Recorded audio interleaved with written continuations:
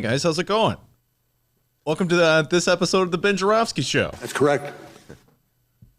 And it is for Wednesday, September 18th, and it's moments away. But before we get into that, we need to thank the following unions for sponsoring the Joravsky Show. First up, it's the International Brotherhood of Electrical Workers, Local 9. The International Association of Machinists and Aerospace, Non-Aerosmith Workers, Local 126 and District 8. And the International Union of Operating Engineers, Local 150. All of you unions are awesome. Thank you for sponsoring our program. And, of course, today's show is brought to you by our good friends at the Chicago Federation of Labor. I promise today's going to start up just fine, all right? Mm-hmm. The Joravsky Show starts now.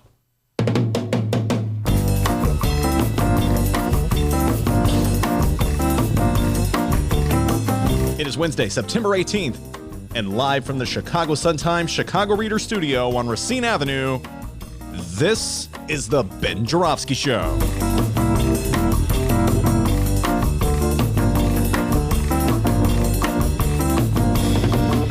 Today on the program, legendary Chicago journalist Monroe Anderson returns. We welcome back host of the Fight podcast, Sergio Vicente, and Chicago Sun-Times obit writer, Maureen O'Donnell. And now your host, the man who may be getting a headlock from Sergio Vicente. Depends on, we'll see how it goes. Chicago Reader columnist Joravsky. Yes, indeed. Hello, everybody. Joravsky here. We're calling this Reefer Everywhere Wednesday. And here's why. Before I get into reefer, let me just say this. I forgot my newspapers today, D. Oh, boy. Oh, no. As I like to tell everybody. One job. Bring the newspaper. 3 of them delivered every day to my door. And I got up early today, D. Oh. Maybe that's why I forgot them. What time? What were we saying early here? 8:30. Oh, wow. Okay. That's for, For Joravsky, that's early. At the crack of dawn, okay? There were like birds chirping. So I got up, I got my newspapers out, I read them, I dutifully circled everything, and then, it's like one thing led to another. I don't know what's going on. I'm like, do I have my sunglasses? Yes. Do I have my pen? Yes. Do I have that little thing around your neck? Yes. That you got to get into the building. What's it called? Badge. A badge, yes. I got all that stuff, and I'm on the car driving in here, and I'm talking to Monroe on the phone. Monroe Anderson every Wednesday in the Joravsky Show. We're talking about Lewandowski and how we're going to talk about him. And I said, yeah, I read about that in the New York Times. And I realized I'd forgotten my newspapers at home. But so D, whenever that happens, that's all of a sudden I'm worried. Is this the first step towards senility? Am I heading down Joe Biden's path? Okay? Oh, boy. Well, I hope not. I don't want to work with that guy. You know what? Joe Biden could get the nomination and defeat Donald John Trump, and he could be babbling like crazy, like a lunatic, and people are still going to vote for him because they like him, D.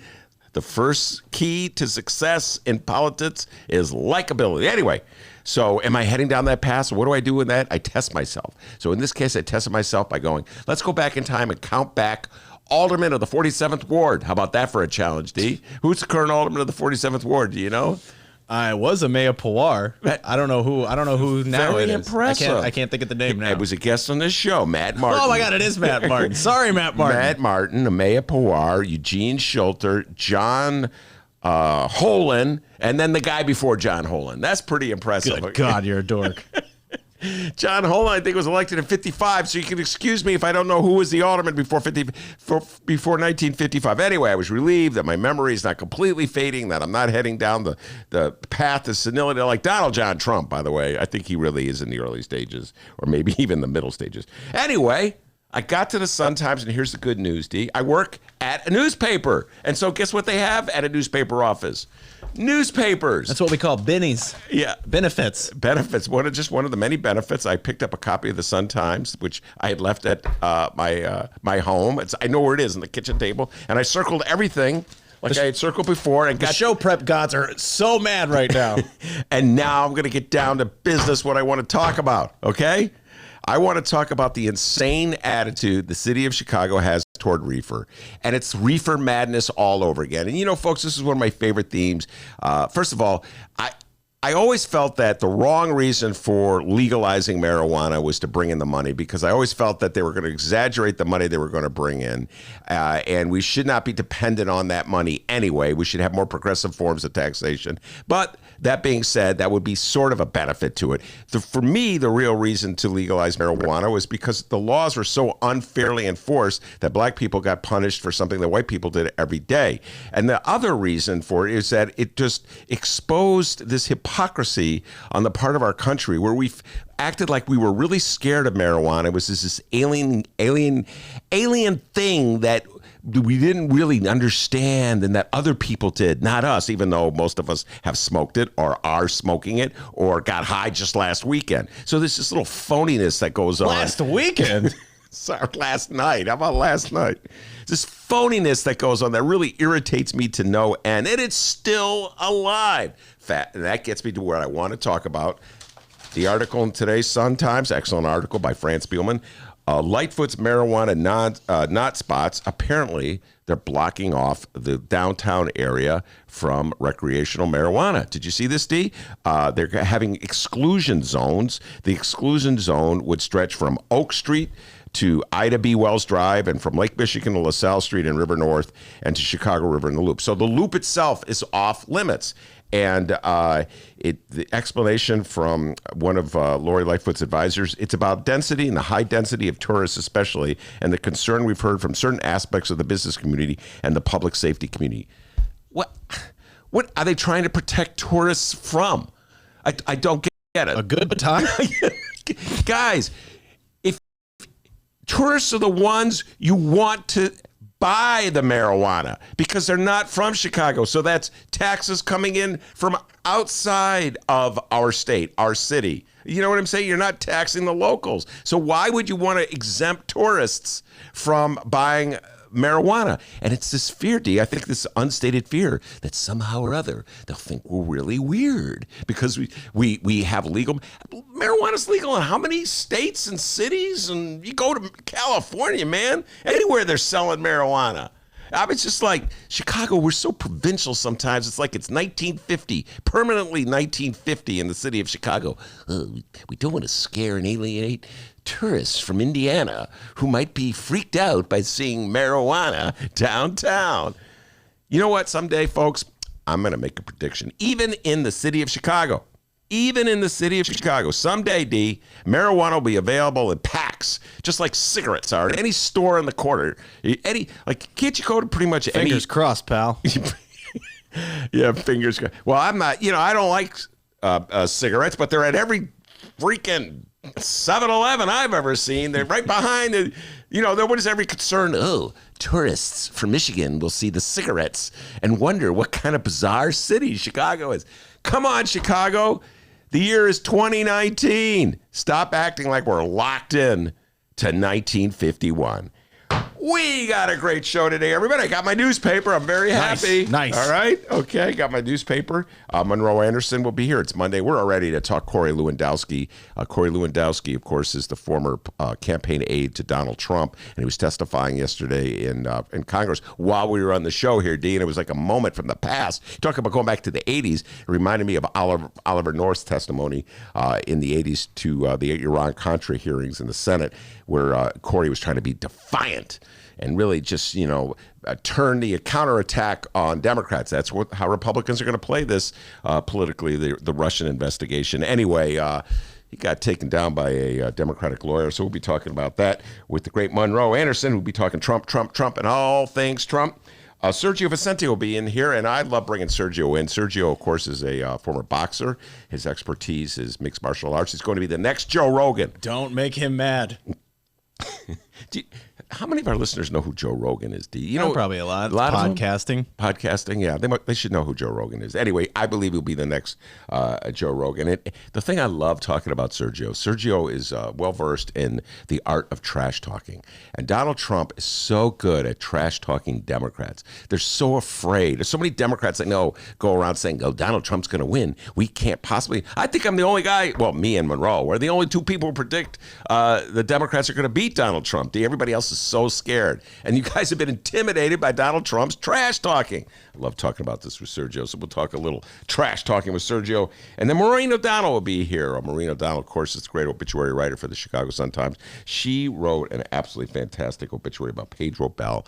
And I just want to take a moment to show some appreciation for Maureen O'Donnell and Pedro Bell. Talk about that later in the show. And, of course, if Maureen O'Donnell's in here, I may talk a movie or two with her. So, anyway, plenty of talk, national talk, local political talk, movies, obituaries, everything under the sun. Holy cow. But before we do any of that, the doctor with the news. How's it going, everybody? I'm Dennis. Ben, great intro. Thank you. Quit acting like it's 1951 Chicago. Yeah, really. Come on, guys. By the way, 1951, Ben was 30 years old. That's right. Do the math. Jokes. Do the math. He's 90. Wait a minute. More than 90. No, more than... Whoa, I can see you're an ace at Alton High. Let's see. Let me do the math. So 1951, that means I was born in 1921. That means I am 98 years old. Yeah, buddy. All right.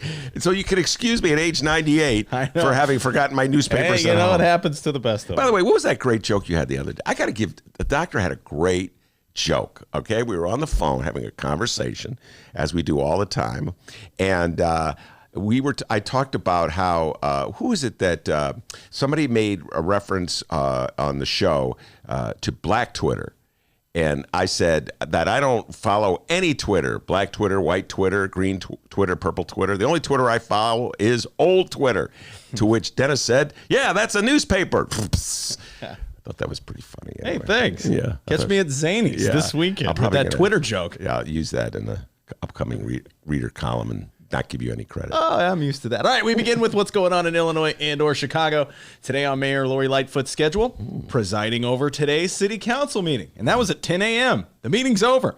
Now, we don't know all the details, but thanks to Ben's beloved Bright One, the Chicago Sun-Times, and Fran the Woman Spielman, we have learned that the City Council has approved Mayor Lori Lightfoot's plan to cut Chicago scofflaws some slack by reducing fines, expanding payments plans, and stopping driver's license suspensions for non-moving violations. Despite the $15 million cost, the unanimous vote without a word of debate allowed Lightfoot to begin to deliver on a pivotal campaign promise. I have a quote from Mayor Lightfoot, but Ben, what are your thoughts on that? Here. You know, Lori Lightfoot's fans are a little upset with me because I've written a few critical columns about her, and I've been very critical of her position on the Lincoln Yards TIF deal. So let me take this moment to give a shout out to Lori Lightfoot for delivering on this promise. It's $15 million, did you say? Yep. Okay, $15 million is your drop in the bucket. You can make that up by, taxing the sale of marijuana if you sell it down to... Oh, wait, I was supposed to say nice things about Lori Lightfoot. There you go again.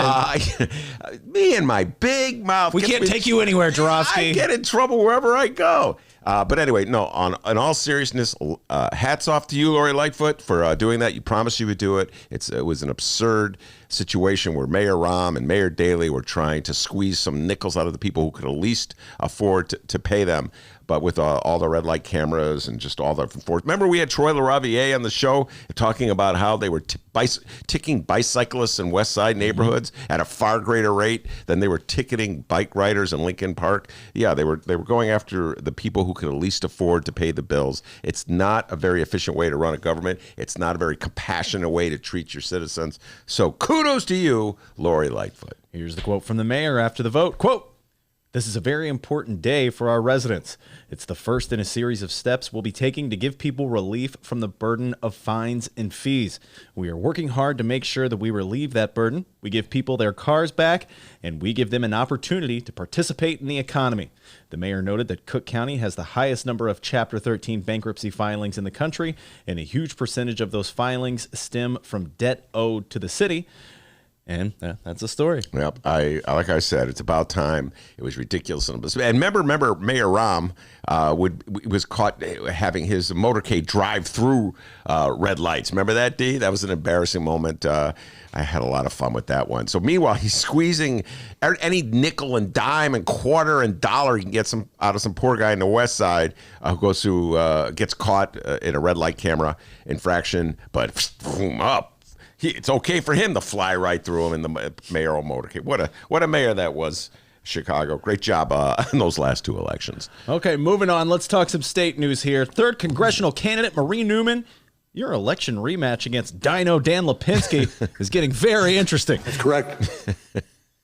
Did you come up with, do other people call him Dino Dan? I think it's just me. That's pretty clever. On Tuesday, Newman got the endorsement of hands down the most popular U.S. representative in the country, New York Rep, President Trump foe, and member of the Squad, Alexandria Ocasio-Cortez. Ben, what were your thoughts on that again? I don't know if, it's interesting you said hands down most popular. Among our crowd, she's the most popular. Oh, yeah, and the right wing likes, She's popular to the right wing just because they can bash her. So she's definitely perhaps the best known, which is interesting. She's a rookie. But anyway, did we talk about that yesterday? I can't remember. I can't remember anything. Our host, ladies and gentlemen. Yes, we talked about that yesterday. By the way, did I tell you I lost my newspaper? How's that dryer doing? Where? Dryer's working, by the way. Awesome. I thought I think it's good for her. I said that yesterday. I think it's good. The district's a lot more liberal than people give it credit for. But it's going to open her up, and I have a funny feeling I know where you're going to go with this, but it's going to open her up to potential abuse from Mr. Dino Dan Lipinski. That's for sure. Ben, believe it or not, since that announcement, donations for the Marie Newman campaign have went up, and the endorsement has drawn national attention, mainly because it was Ocasio-Cortez's first time backing a House primary challenger against a Democratic incumbent. But it's now time for my favorite part of any third congressional election update on this program. Dino Dan has responded. I'd see that's. I had a feeling you were going in this direction. Dan Lipinski issued a statement mocking the Squad and calling Newman, quote, an extreme candidate who is completely out of step with 3rd District voters who do not want to be represented by a, quote, 5th member of the Squad. Yeah. He then labeled the Squad as, quote, obstructionist and the Tea Party of the left. Ben, do you agree with that statement? Is Marie Newman now the 5th member of the Squad, and is the aforementioned Squad the Tea Party of the left? No, Marie Newman is far different from the other members of the Squad, far less, progressive. I don't know what word you want to say, radical, progressive. She's much more moderate than most of her views, than it's definitely in foreign policy issues than the other members of the Squad. And listen, this has become a convenient target for the right, for the Republicans. They're going to make every member of the Democratic Party a member of the Squad. So Dan Lipinski's tactics against Marie Newman are just get ready for them, folks. It's what you're going to hear a lot of in the coming 2020 presidential election year. My God, they're going to turn Joe Biden into a member of the Squad before all is said. Everyone in the Democratic Party will be a member of the Squad. So Dan Lipinski is just using Donald Trump rhetoric, which is very bizarre. Donald Trump rhetoric in the 3rd Congressional District. And I believe the 3rd Congressional District is more liberal than Dan Lipinski. And I think that rhetoric is not going to play well. I remember the 3rd Congressional District went for Barry Sanders. Good God. Oh, he was awesome. Yeah. And so my feeling is that this tactic will hurt Dan Lipinski. I absolutely think it will hurt Dan Lipinski. But what will help Dan Lipinski is the fact that his family is one of the most powerful political machines in the city of Chicago. The Lipinski family goes back many years. William Lipinski and his Democratic political organization one time they rivaled Michael Madigan's organization on the southwest side of Chicago, and that ultimately is what this election will hinge on. Turnout. So Dan Lipinski calling Marie Newman an extreme candidate, completely out of step with the voters, and a 5th member of the Squad. All right, so we don't do this often, but because the following statement that we are about to read from Dan Lipinski is so priceless, Ben Joravsky, we're going to give an award to this man. How about that, huh? Oh, what award will we give him? Well, let's hear it for our winner of Walk Back of the Year. Come on, Walk Back of the Year from Dan Lipinski. Thanks for clapping. Yeah. Right after trashing Newman. Hold on. There we go. Thank you. Life's hard without a studio audience, all right? Okay, please stop with the 50s doo-wop claps. All right after trashing Newman with his statement and gaslighting anyone who read it, Lipinski said, quote, remember, after he said all that, quote, I think it's always a bad idea for Democrats to go after Democrats. No, it's okay. Yeah, after he trashed her. Yeah. Especially, the quote continues, especially incumbent members of Congress. Translation, especially me, Dino Dan Lipinski. Yeah. What are you doing, Newman? Congratulations, Dan Lipinski. Your frozen steaks are in the mail. Yeah. By the way, let me just say this. When you asked me about the Tea Party, the squad is not the Tea Party. The Tea Party, first of all, is far vaster. The Tea Party is the entire Republican Party right now. So it is funny that they're going to try to turn the squad into the Democratic Party, because I can tell you this, people who love the squad are so upset at the Democratic Party because they think it's too moderate, too centrist. So the Democrats have the worst of all worlds. They're really trying to hold together a very diverse coalition. And how does Dan Lipinski fit into that coalition? He's far to the right on issues of choice and immigration and gay rights. And those are driving forces in the Democratic Party right now. I don't know how the Democratic Party can tolerate somebody who is so opposed to reproductive rights in this day and age, D. I know in the old days they used to talk about having the big tent, but this is such an important issue to Democrats, particularly Democratic women, that I just don't know how the Democratic Party can embrace someone like Lipinski, who's such an extremist on that issue. So it's understandable that Ocasio-Cortez would endorse Marie Newman. You notice Nancy Pelosi stayed out of this so far, hasn't she? So far. Last time she endorsed Lipinski. She protects her caucus members. That's a traditional attitude of the speaker, the leader of the party. Michael Madigan does the same thing in the state of Illinois. You protect your caucus members. And as long as Dan Lipinski is a sitting member of Congress, she has to look out for him. Now, if you recall, Dan Lipinski was part of that group that was sort of talking about challenging Nancy Pelosi. So I know she probably has no love for Dan Lipinski, and he was a greater threat to her than any member of the squad, that's for certain. But she has not stepped out and actually endorsed Marie Newman. Lipinski closed out his interview with Politico by calling his primary challenge, and I guess coming from him, it makes sense. I mean, any incumbent would call someone running against them unfortunate. He said, unfortunate. It's unfortunate that I have an opponent running in the race here. And here comes the entire Lipinski campaign strategy against Newman in one statement, quote, "We should all be pulling together against President Trump right now. It's bad when we're fighting each other and pulling in different directions." Well, I agree with him on that point. But what did Julian Castro say in the debate? This is a primary, and in a primary, the gloves are off, and the Democratic Party is trying to, have a brand, if you will, and maybe Dan Lipinski doesn't fit into that brand, and it's up to the voters of the third to decide. Once it's over, then I would expect both Marie Newman to endorse Dan Lipinski over. Last time Dan Lipinski was running against a Nazi. So oh my God, I forgot all about that. Remember that? Holy cow. Yeah, so I would hope that Marie Newman would endorse Dan Lipinski in the general election. And here's the real challenge. If Marie Newman beats him, will Dan Lipinski endorse Marie Newman, or will he bolt from the Democratic Party like so many other Democrats in the South? Remember, they just couldn't take any more. They became Republicans. So it'll be interesting to see which direction Dan Lipinski will go if he loses to Marie Newman. All this talk about banding together to fight Donald Trump sounds good when you want to convince voters that you're still a Democrat.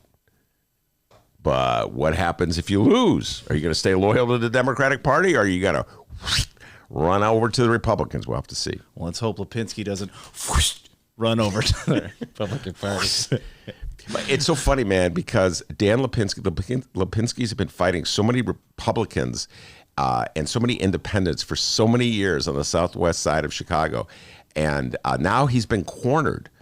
And if he, I'll tell you what, I always said that Danny Solis has more lives than a cat. But if Lipinski pulls this one off, former Alderman Danny Solis finally caught up to him, by the way. But if Lipinski pulls this one off, he's rivaling Danny Solis, because, like I said, the third congressional, a win for Bernie Sanders last time around. It's pretty liberal. It's definitely not Trump country. I think would Trump get 40% of the vote in that district against Hillary Clinton. So It'll be interesting to see if Lipinski can get reelected. Apparently, 2 more Democrats are vying for the 3rd congressional seat. Democrats who, in fact, did not get endorsements from both Elizabeth Warren and AOC. Rush Darwish, a businessman who served on Chicago Mayor Lori Lightfoot's transition team on transportation and infrastructure, and progressive attorney Abe Matthew. And hey, who knew Alexandria Ocasio-Cortez had her thumb on the pulse of Illinois politics? Not only did she recently endorse Newman, she also weighed in on Twitter last week, giving our former Chicago Mayor Rahm Emanuel the complete opposite of an endorsement, an undorsement, if you will, I guess you can call it. Now, I made the executive decision to purposely not talk about this story on yesterday's show because, quite frankly, last week, very former Mayor Rahm Emanuel heavy was our program. Way to go us. We damn near went the whole day yesterday without mentioning him. I say damn near because our host, Ben Joravsky, I'm sure he snuck a few Rahm jabs in there. I can't remember what I did yesterday. Yeah, I know you don't remember what we did yesterday. Well, what did we do? Hey! No, I don't think we did any Rahm references yesterday. We didn't play that clip, did we? We may play that clip today. I love that clip. The clip where Rahm is telling Democrats not to go hard on issues that Democrats would fire up their base. We don't need to fire up our base. Oh, great political advice. So yesterday we did a good job not talking about Rahm Emanuel. Now let's break that stupid streak and talk about it. U.S. Representative Alexandria Ocasio-Cortez took aim at former Chicago Mayor Rahm Emanuel on Twitter Friday for his commentary following the latest Democratic presidential debate. This is not the first time, though, that Ocasio-Cortez has done this. Back in June, after Mayor Rahm announced that he's leaving politics to join a Wall Street investment bank, and before he bikes across... Wait, Rahm, where did you bike? I just biked around Lake Michigan. Oh, yeah, and how many miles was it? Nearly 1,000 miles. Ah, okay, thank you. Forgot there for a second. I forgot how many miles it was. Yeah, 1,000. Okay, that's a long trip. Ocasio-Cortez took to Twitter, posting the story and adding that not all Democrats are the same. Well, after this debate performance, to say Ocasio-Cortez doubled down may win understatement of the year. Here's the tweet from AOC, quote, "To clarify, Rahm Emanuel once mailed the body of a dead, decomposing fish to bully a Dem he disliked." Ocasio-Cortez wrote in the tweet, "Then, as a mayor of Chicago, he worked to hide footage of the murder of Laquan McDonald from the public. Now he's an investment banker and on TV. And all this seems normal." Yeah. Well, listen, Rahm Emanuel, what I think she's alluding to in after the debate was very critical of Castro for being mean to Joe Biden. And I think everybody in the city of Chicago who follows politics had a laugh at that one because no one has a reputation for being meaner than Rahm Emanuel. F-bomb, drop in, going to tell you like it is, point his finger in your face. You're going to do it my way or you're going to leave. That's Rahm Emanuel. That's his reputation. He's proud of that reputation.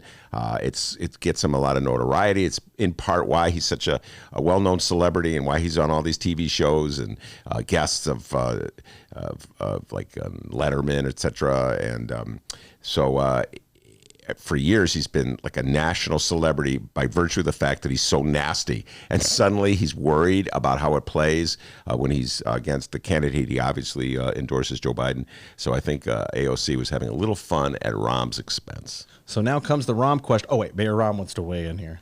Take a chill pill, man. Oh, sorry, man. Yeah. Take a chill pill, dude. Hold on. Oh, there you go. Took that chill pill. Feels good. All right, now for the Mayor Rahm question. Because it seems as though a lot of I wouldn't say all of them, a lot of our 2020 Democratic presidential candidates kind of follow how AOC, wherever she's thinking, the Democratic candidates kind of go there. So, is it now okay to just bash Mayor Rahm Emanuel now for our Democratic candidates? If you ask me, yes. I've been doing it for years. Of course, yeah, I'm not running for president of the United States. Listen, I think that Rahm is one of the most disliked symbols of the centrist wing of the Democratic Party. Far more disliked, let's say, than Joe Biden. And you saw this when Cory Booker, I don't know if it was a joke or not. We talked about this last week. Remember, D, when Cory Booker wouldn't hug him in the post-debate gathering in the ABC studio? I don't know if he was joking or I don't know if it was serious. He just didn't want a picture of him hugging Mayor Rahm. So, Mayor Rahm by virtue of his reign over the last 8 years in the city of Chicago, has become symbolic of Democrats who move too far to the right for the progressive base of the party. And he's got a very dismissive attitude about the progressive base. This is actually the subject of a column I wrote for This Week in the Reader, where I'm urging Democrats not to follow his advice. Now, once again, the primary's over and the Democrats have a candidate, you would think that all people can get together and rally behind that candidate. But I don't know, all the nasty things that people are saying about Rahm and the nasty things that Rahm says about, for years and years, has been saying about progressives, I don't know if they're ever going to be able to make up, D. So, so I could see why everybody's sort of like either distancing themselves from Rahm or bashing him. So there you are. A little bit of news of what's going on locally. Very Alexandria Ocasio-Cortez heavy there. She's making the local news. Like I said, who knew she had a thumb on the pulse of Illinois politics? But hey, everybody, we're having a Lori Lightfoot caption contest, by the way, if you haven't heard the news. We reached 2,000 likes on our Facebook page, and to celebrate, yes, we're having a caption contest. It's a Lori Lightfoot caption contest. Head over to the Facebook page as soon as possible and leave us your caption if you've yet to. We're going to announce our top 3 captions at the end of today's program. The picture's posted on top of the page. It's one of Lori Lightfoot, fresh off of her mayoral victory during her trip to our nation's capital and her visit with, no, not the president's daughter, for some reason. Quite a few of you have already left your captions. We're going to be reading them throughout the day as well. Like I said, go head to the Facebook page at Benny J Show, BENNY, the letter J Show, JORA, V as in victory, SKY. And don't go anywhere, because coming up after this short little break, we're going to talk with legendary Chicago journalist Monroe Anderson. We're going to be talking Trump, and what else, Ben? Trump. So stick around. It's the Ben Joravsky Show, live from the Chicago Sun-Times.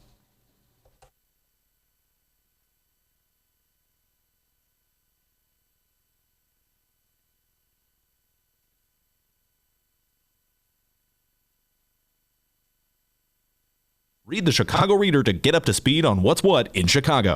Culture, food, arts and entertainment, weekly concert listings, weekly event listings, the environment, travel. I can continue, but you get the point. And for all of you Chicago political junkies, raw weekly columns on real city politics from Maya Dukmasova and our very own Ben Joravsky. The Chicago Reader, free to the public in newsstands throughout the city and online at chicagoreader.com. Read it now and be a more informed Chicagoan.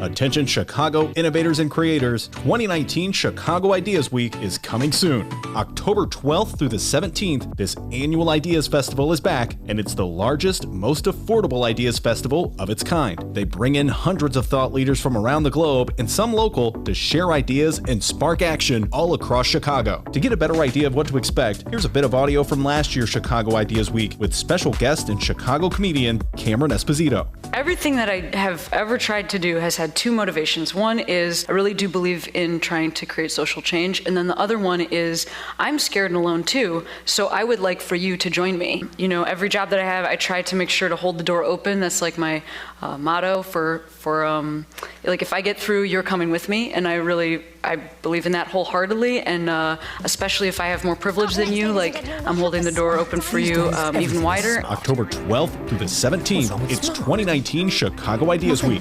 Tickets go on sale to members on August 22nd and to general public September 10th. Once again, if you're an innovator or creator in the city of Chicago or even outside the city, you must join us for Chicago Ideas Week, October 12th through the 17th. For tickets and event information, head to chicagoideas.com. That's chicagoideas.com. And we hope to see you October 12th through the 17th for 2019 Chicago Ideas Week.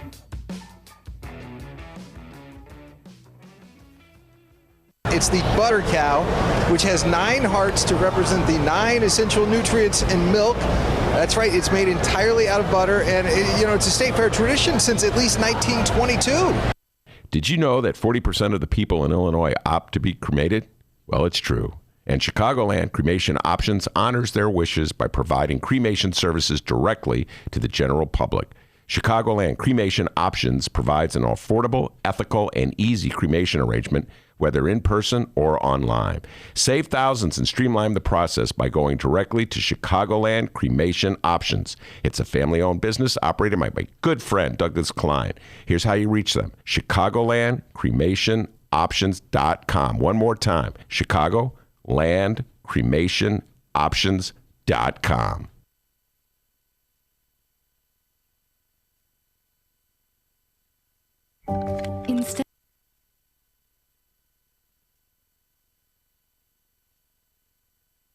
Welcome back to the Ben Joravsky Show, live from the Chicago Sun-Times.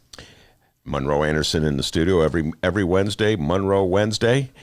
Used to be called Monroe Monday. Now it's Monroe Wednesday or something, midweek Monroe or whatever we call it. Monroe midweek. Oh, yeah, you think I would know that. Right. But I forgot my newspapers today, so I'm a little lost. All right, Monroe, lots of things to talk about, lots of Trump stuff, Trump-related things to talk about. I think I'm going to put at the top of the list Corey Lewandowski's appearance yesterday at the House. We talked about this briefly, you and I, on the phone today, but when I was coming in, I hadn't had the opportunity to hear it because we were on the air live yesterday when that was going down, and I've subsequently listened to it and read about it. And this was one of those moments where you could see each party showing sort of their hand that they were going to play in the Russian investigation. And in terms of the Republicans, Corey Lewandowski, who again was a key campaign aide to Donald Trump, particularly in the early days before he had a lead, he got in trouble. And his enforcer. He was his enforcer. He was his tough guy. Right. Now he's running for senator from New Hampshire. Right. They are just going to counterpunch. They're going to be defiant. They're going to turn the tables on the Democrats. They're going to say... Right, which is why the Democrats have to get tougher and smarter. They're not doing a good job. Well, explain that. They should have been better prepared for Lewandowski. They were completely caught off guard. You know, it's like, oh my God, they're back shooting again. You know, because he comes in and he's stalling and he's stonewalling. You know, they asked him, had the Mueller report, and they were asking him about things in the Mueller report, and he would say, "Where is that? What page is that? I don't have it in front of me." Were you watching it live? Yes. Okay. Yes. And he was driving them nuts because he was just stonewalling. Then when they asked him a question that he should have answered, he repeated this letter that Trump had given him that said he couldn't testify about anything that he had talked to Trump about. Yeah. He's not on the staff. He doesn't get executive privilege. But Trump's position, Trump and his lawyers, are taking the position that if you talk to Trump about anything, then that's executive privilege. Well, okay. What would you have them do when he's stoned? We have a clip that we can play whenever. You ready for that, D? We're going to play a little clip here of Lewandowski at his stonewalling peak. This is we picked it up from the New York Times. Corey Lewandowski stonewalling Democrats in Congress. Go ahead, D. Have it available to me. I don't think I need to do that, and I have limited time. Yes or no? Read the screen. You're welcome to read it, Congresswoman. You're welcome to be stalling. Can you read what you wrote down? I'm happy to have you read it, Congressman. Are you ashamed of the words that you wrote down? President Swalwell, I'm very happy of what I've written, but you're welcome to read it if you'd like. Are you ashamed to read it out loud? I can't discuss a private conversation. I can't speak to private conversation. I couldn't disclose a private conversation. The White House has directed not to disclose the substance of any discussions with the president or his advisors to protect executive branch confidentiality. Okay. Yeah, and the confidentiality is the president is a crook. Yeah. Okay, so that's We've projected on the some bits of Corey Lewandowski's testimony yesterday. The Swalwell in question is Eric Swalwell, the congressman, right? Who, of course, he was teasing him, calling him President Swalwell because Swalwell had been a candidate. No, he was being, and Swalwell has dropped out of the race, so he was being. Lewandowski was being such a jerk in so many ways. It was just amazing. And he's running for senator. And apparently he thinks this is going to get him elected. And actually he's leading in the polls right now. But he's a name. Mm-hmm. He's leading in the polls in the Republican primary? Yes. Okay, but not in the No. So is it? By the way, I just can't remember. Is it a vacant seat, or is he running? Will he be running against a Democratic incumbent? I can't remember. I just actually don't know. Maybe Frank will weigh in and let us know that. Do you know? No. Okay. So that makes a big difference, obviously. I covered Obama in New Hampshire when he was running. I was on the bus, the press bus, and the first speeding ticket I got in my life was in New Hampshire. I went through a speed trap at 1 o'clock in the morning, and it was not a fun thing. How'd they treat you when they pulled you over and they saw who you were? Oh, it was not good. He threatened to make me. It was 2 above zero, and he threatened to make me sit on the curve while he ran the search on me. You know, I looked at him like he was crazy. Yeah. I was like, you would have been frozen to the curb. Exactly. But anyway, so it's clear. It reminded me of Oliver North, and this goes back to the 80s, the Iran-Contra investigation, where Oliver North decided the best strategy, the best tactic to use against the Democrats on the Senate committee that was investigating the Iran-Contra controversy from the 1980s was to counterpunch. Right. And to be to show his utter contempt for the proceedings, his utter contempt for the Democrats, and to act as though he were the victim. And that's what Corey Lewandowski did yesterday. Actually, he took it one step further, I think, than Oliver North. The level of contempt that he showed, where he mocked the Democrats, it sort of shows how we've evolved as a culture under Donald Trump. He mocks. And he just dissed them every which way he could. Yeah. It was amazing. But later on. Well, before we get to Berkey, so what would you have the Democrats do differently? How, if you're Eric Swalwell, how could you deal with Corey Lewandowski any differently than you did? I would have reversed the order, in that I would have had the staff members who got 30 minutes, not 5 minutes, to question him, and who knew the details and knew how to. They were prosecutors. What do you mean 30 minutes, not 5 minutes? They in the House, they have these House rules that says each member can only have 5 minutes to question. They with the new rules that they came up with the new rules that the Republicans were complaining about, they came up with new rules where staff could have 30 minutes. I see. So the staff gets 30 minutes. The reps get 5 minutes. Right, and so Lewandowski was basically just using up as he could. Right. That was a funny little bit that they would do, where Lewandowski, they would make a reference, a Democratic congressman would make a reference to some page in the Mueller report, and Lewandowski would say, "I don't want to read it." What page is that? And then they would have to search in the Mueller report for the exact page, and the clock would be running. And then he'd say, "Is that at the top of the page, or where is it on the page?" Yeah, right. And so they were getting frustrated and say, "Stop the clock! Stop the clock! Stop the clock!" But it was, I mean, they should have started with their pros, the people that could do it. But apparently everybody wanted to be on TV. So, well, that is an old. Okay, that goes back to Brett Kavanaugh. It goes back further than that. But the accused rapist. Yes, we can talk. We'll be talking about Brett Kavanaugh in a little bit. All right. But there's this. How do I put this? There's this conflict between the desire of a politician, an elected official who has a platform, a televised platform, to promote him or herself, and the desire of the party or the people to have an effective examination of the witness.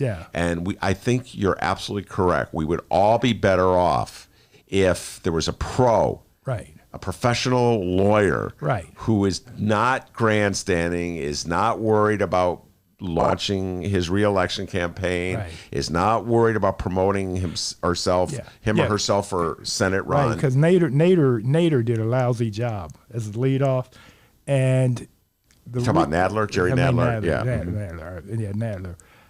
And he's being challenged for his seat. He's going to be primaried from the left.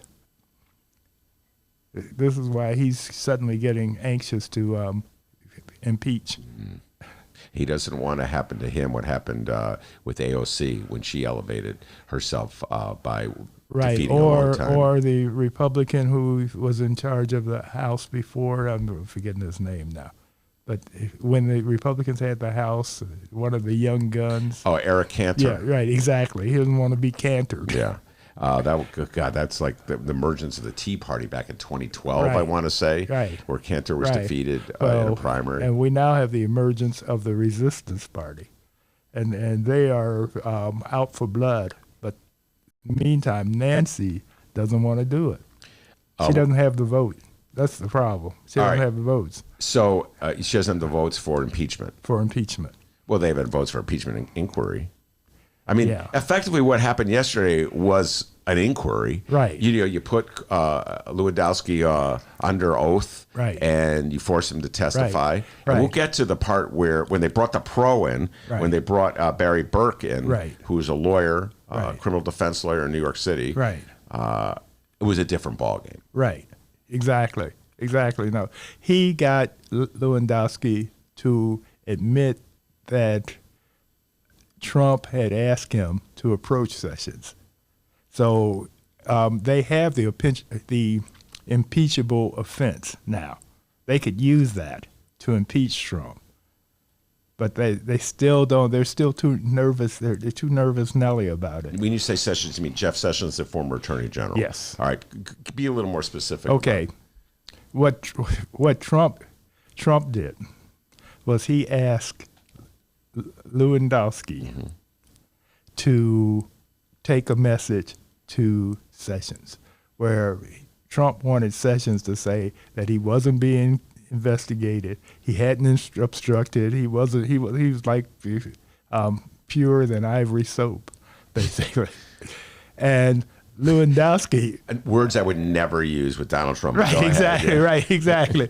Lewandowski, who was Trump's enforcer and errand boy. If you remember, during the campaign, Lewandowski roughed up a woman journalist from Fox, even. Was it Fox? Yeah, I remember. Yeah, when it right, went down. exactly. Was it a pencil that he stabbed her with? I just remember the incident, and it was an embarrassing moment. They were looking to see at the wound how bad it was. Right, exactly, exactly. I mean, so he's a true believer and a faithful. Okay, so anyway, Trump says, you go tell Sessions to do this. And Lewandowski says, okay. You But then tell Sessions to back off. To say that Trump was innocent and that nothing and that he wasn't going to he wasn't going to recuse himself any longer. He's going to get back in charge. And Lewandowski, who has a law degree, thought at a minor law school, but still he has one. A law degree is a law degree. Okay. Exactly. Law degree is a law degree. One of those law schools I hadn't heard of. Whatever. It is a law degree. Trump U law school. Yeah, Trump U, where they serve you Trump steaks for lunch. Exactly. Okay. Yeah, no, it wasn't from Trump U, but I don't remember. All right. Anyway, but he has a law degree. Okay. So he thinks about it. And he and Sessions are friends now. They know each other because they both worked on the campaign together. That's correct. So he thinks about it and said, maybe I shouldn't show up at the White House doing this because I will be on record. They have a record of who visits the White House. So then he decides, no, I'll call Sessions and tell him to meet me someplace. He calls Sessions, and Sessions, who is not as stupid as I like to think he is, goes, I'm not showing up there. And so then Lewandowski takes the script that Trump has dictated to him, and he puts it in his safe box, his safe in his home, and goes on vacation for 2 weeks. And then when he gets back, he doesn't do anything with it. He buries it. And so in yesterday's interrogation by Barry Burke, what did Barry Burke, the lawyer, get Lewandowski to admit? He got him to admit that Trump had asked him to have Sessions break the law to obstruct justice. And he just, well, first of all, unlike Hillary Clinton, Lewandowski wasn't as tough. Hillary was on the stand for 8 hours or something like that.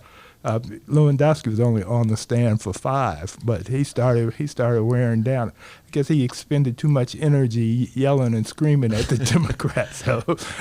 No, he came out with a very strong counterattack. Yes. Where he was bringing back all the old charges that the Republicans have been leveling. They feel that they're the victims. They feel that the FBI. Right. Has, that he was saying that instead of talking to him about this stuff, that it was a hoax. Mm-hmm.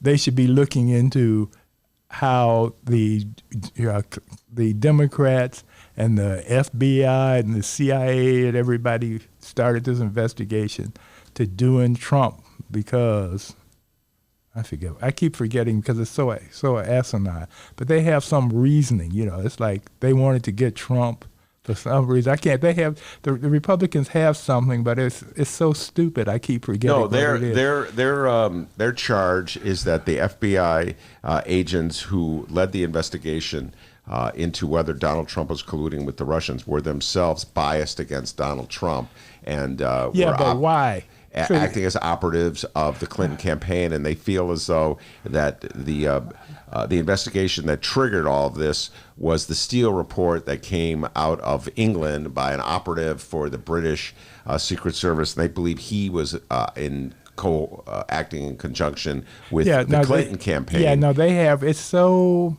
convoluted and so incredible that I have trouble keeping up with it, because it makes no sense whatsoever. If you just sat down and thought about what they're saying for 2 minutes.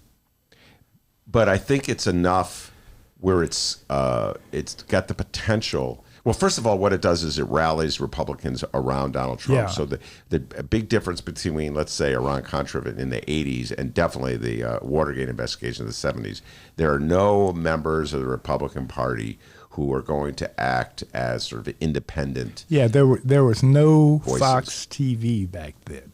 That makes all the difference.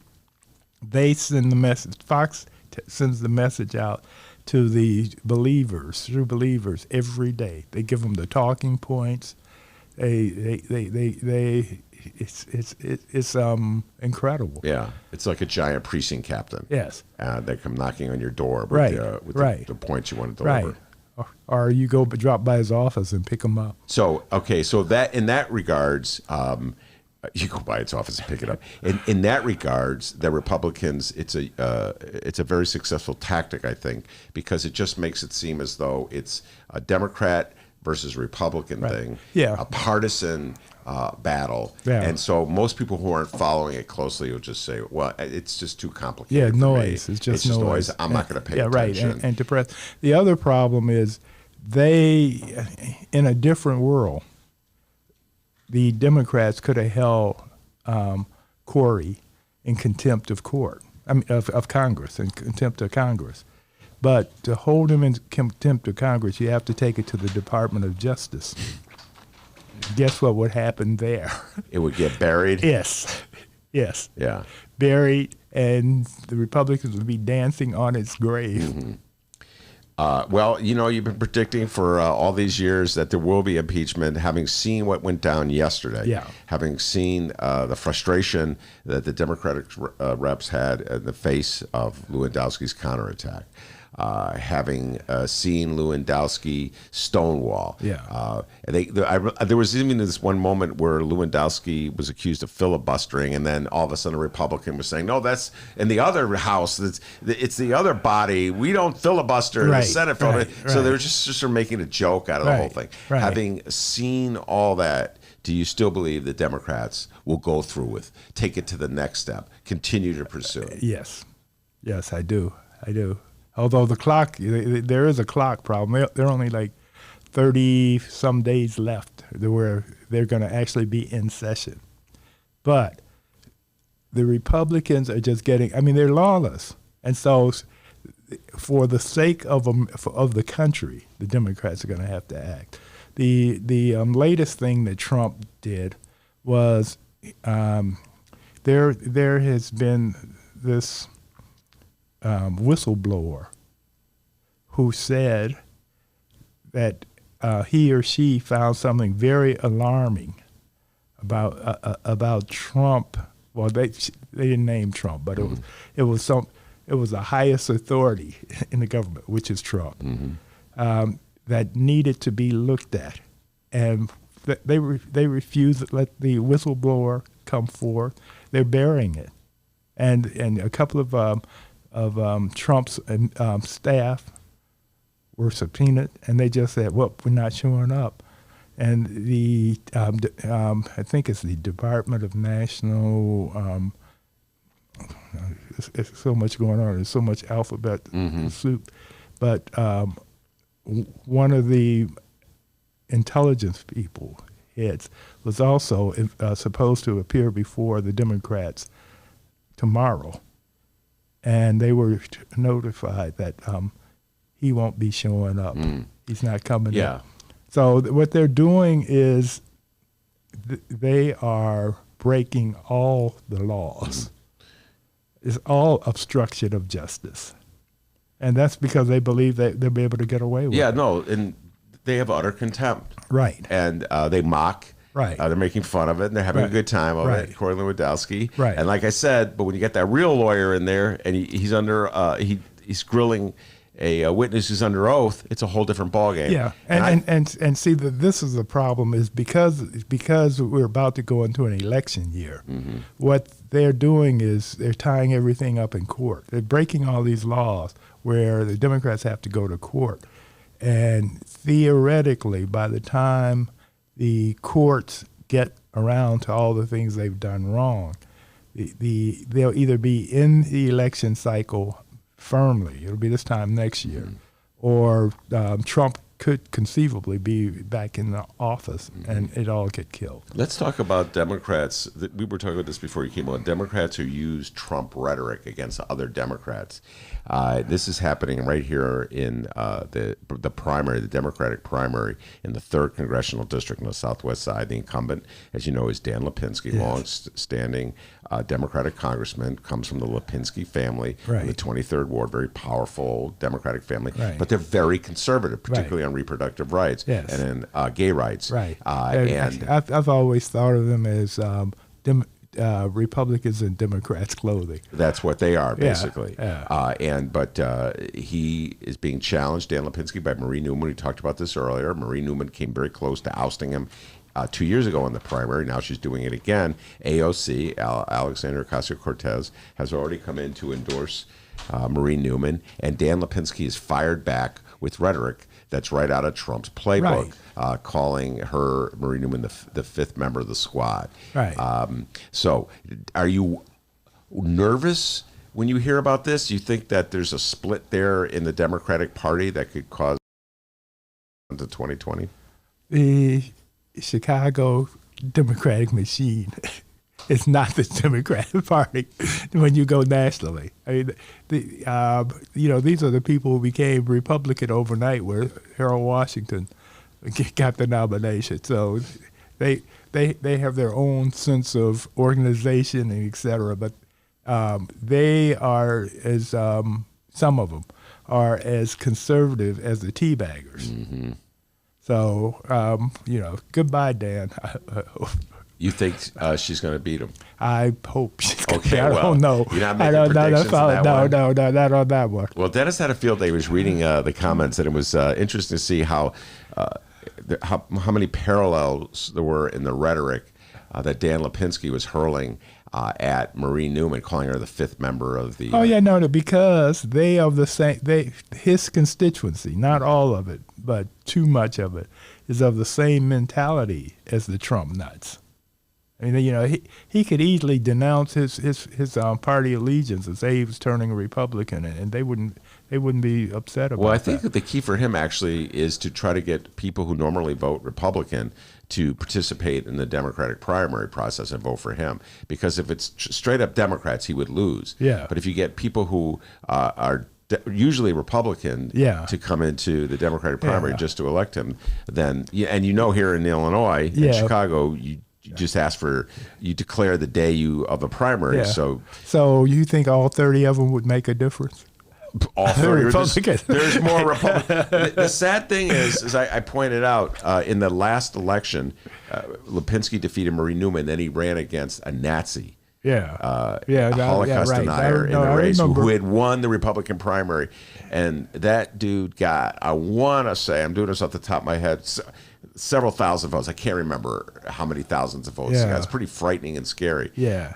So there's an element of that district that's to the far right. But I got to think most of that district, by the overwhelming majority of that district, is Democrat at heart. So the way for Lipinski to win is to get the far right to participate. That's a good strategy for him. Not for us, but not for real Democrats. Monroe Anderson is my guest. Sergio Vicente is in the studio. We're going to bring him on after we take this break.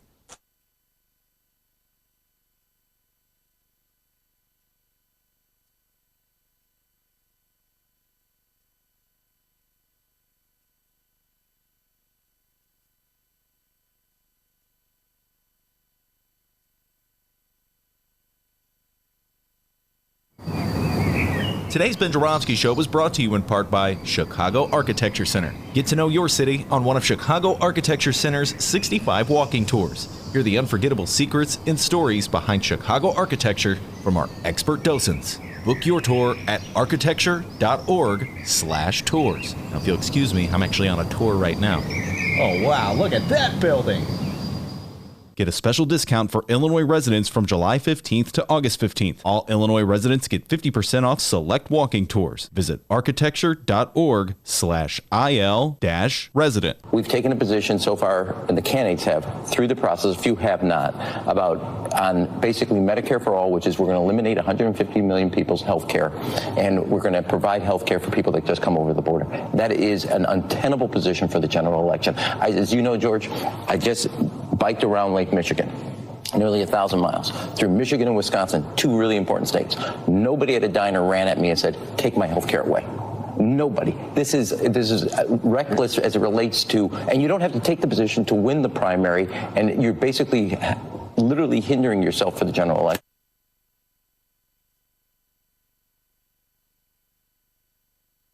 It's Chicagoland's adult entertainment playground.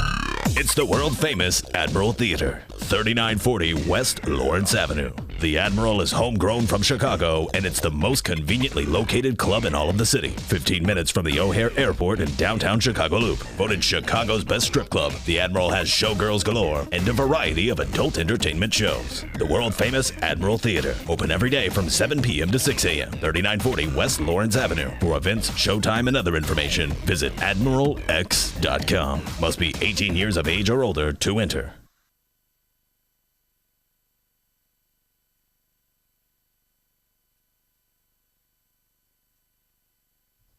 Get the inside scoop on all things Chicago Bears this football season with the annual Sun-Times Bears magazine. Dive into features of players, coaches, games, and plays, and get excited for the 100th season of football. Ben, you're excited about the 100th season of football, isn't that right? Absolutely. Yeah, you always make that noise when you're excited, right? Yeah, hut, blue dog, 2020. It's ready, set, 2020. Ready, set. There it is. Blue dog. Yeah, blue dog. That's an audible. Yeah. Sergio knows about it. He used to play football. Audibles. That's good times. You can order your copy of the magazine at suntimes.com CST shop. Once again, suntimes.com. C as in cat, S as in Sam, T as in Tom. Shop. Grab your copy today. Hour number 2 of your Ben Joravsky Show for Wednesday, September 18th is just moments away. But before we get into that, we need to thank the following unions for sponsoring this program. First up, it's the International Association of Machinists and Aerospace Workers, Local 126 and District 8, the International Brotherhood of Electrical Workers, Local 9, the International Union of Operating Engineers, Local 150, and of course, today's show is brought to you by our good friends at the Chicago Federation of Labor.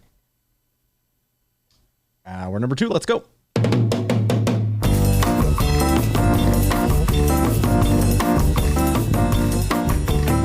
It is Wednesday, September 18th.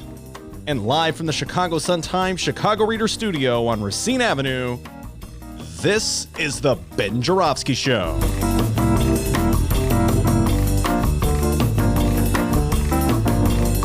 In this hour of the program, we still got Monroe Anderson in studio. We welcome back host of the Fight podcast, Sergio Vicente, and Chicago Sun-Times obituary writer, Maureen O'Donnell.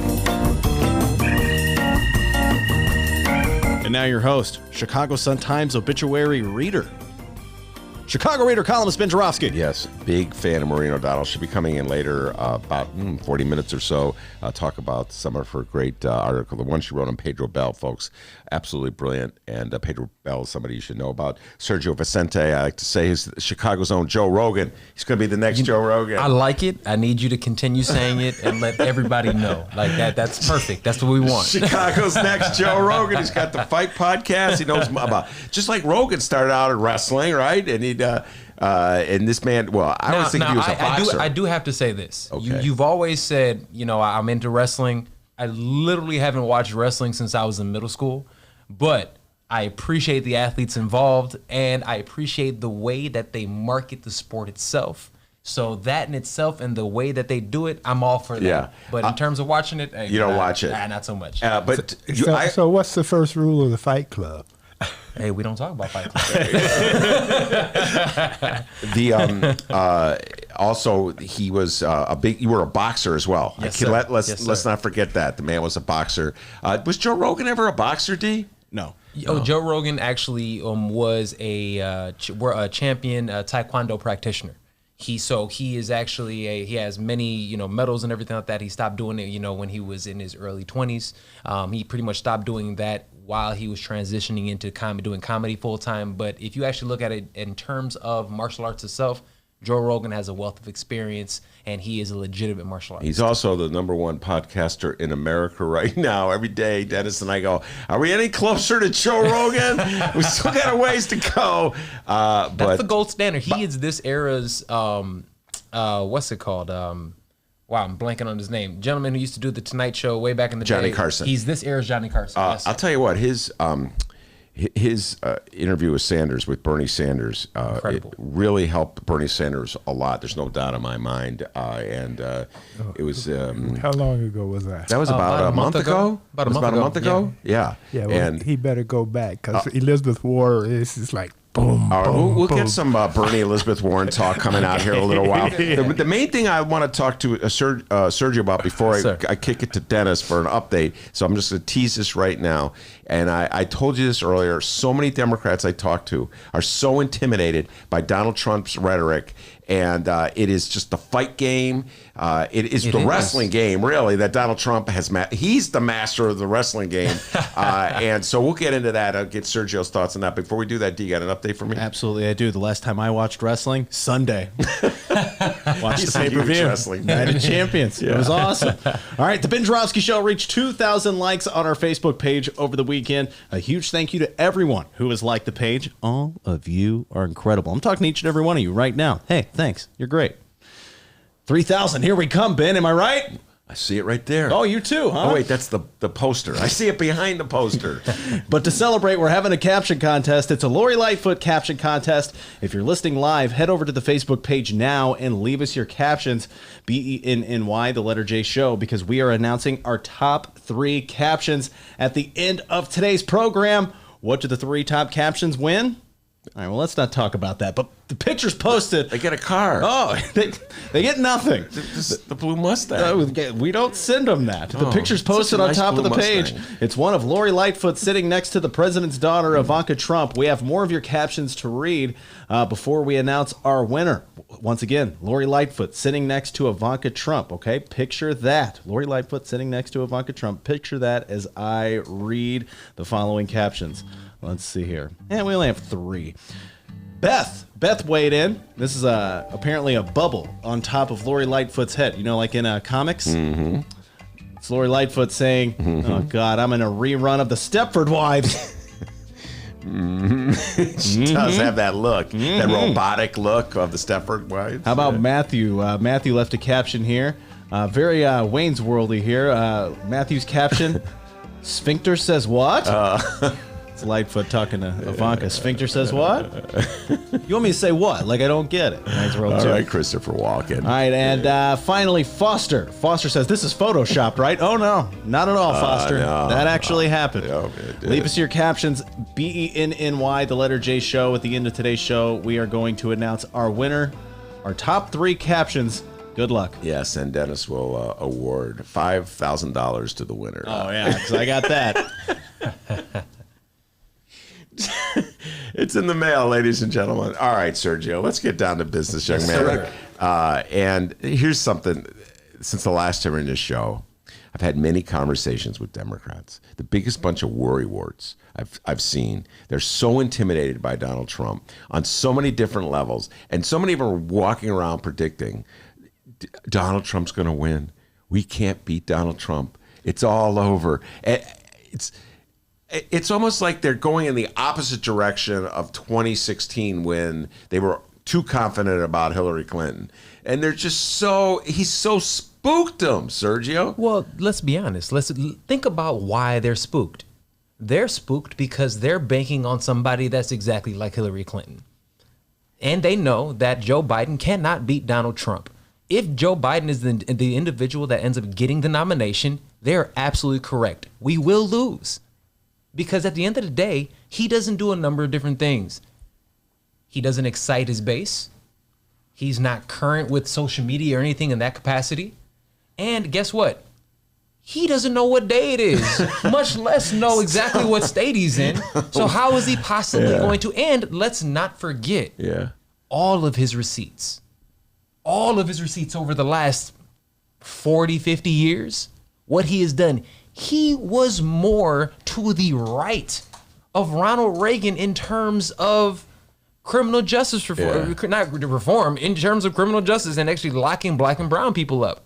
He is the drug czar. He wanted those type of things. More of these things are coming out when Joe Biden was, hey, Uncle Joe, we were good. Yeah. But now that people believe he has an opportunity to win, of course you should be nervous. But there are ways to combat that. How? And a number of different things. First of all, people honestly, I think, need to do a far better job of being on top of social media. Mm-hmm. Look at everyone who is doing what. And here's the thing. I'll give Donald Trump credit. For? He owns social media. He knows what he's doing on there. He doesn't know much. But one thing that he does know how to do is work Twitter. Mm-hmm. He dictates what's going on with those type of conversations. All right, but wait, hold on. Before we get into that. Yes. Just think about what you said about Joe Biden is sort of like what Democrats do. In other words, you just definitively said that the Democrats will lose if Joe Biden is the nominee. I don't make that concession because in every poll I've seen, Joe Biden is like 10 percentage points ahead of Donald Trump. And the latest poll, 5 of the top Democrats were beating Trump. Yeah. So I don't buy the Trump wins under any. I could run against Trump. You know what? And that is the exact same reason we lost last time. No, we lost last time because Putin and because 80,000 votes spread over 3 states out of 125 million cast. But this is the point I'm making. Okay. This is the point I'm making, that Democrats, with the exception of Monroe, who actually has been saying for 3 years, without doubt, that Donald Trump is going to lose.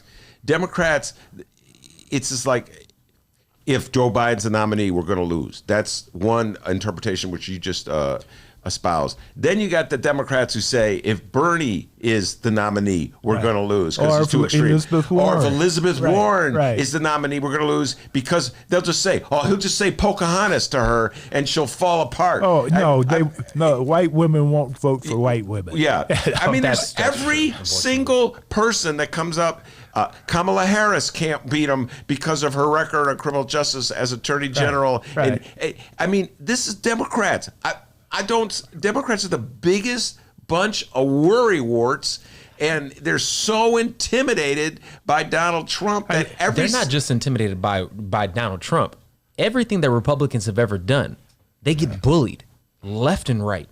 No matter what they do, look at what's going on, for instance, in terms of with impeachment, for instance. Nancy Pelosi refuses to do anything. And here's the thing. She's like, oh, we don't have the votes. How many different type of policies that are not getting pushed through because of, she's like, oh, it won't go through. It's not about the impeachment going through. It's about setting a precedent.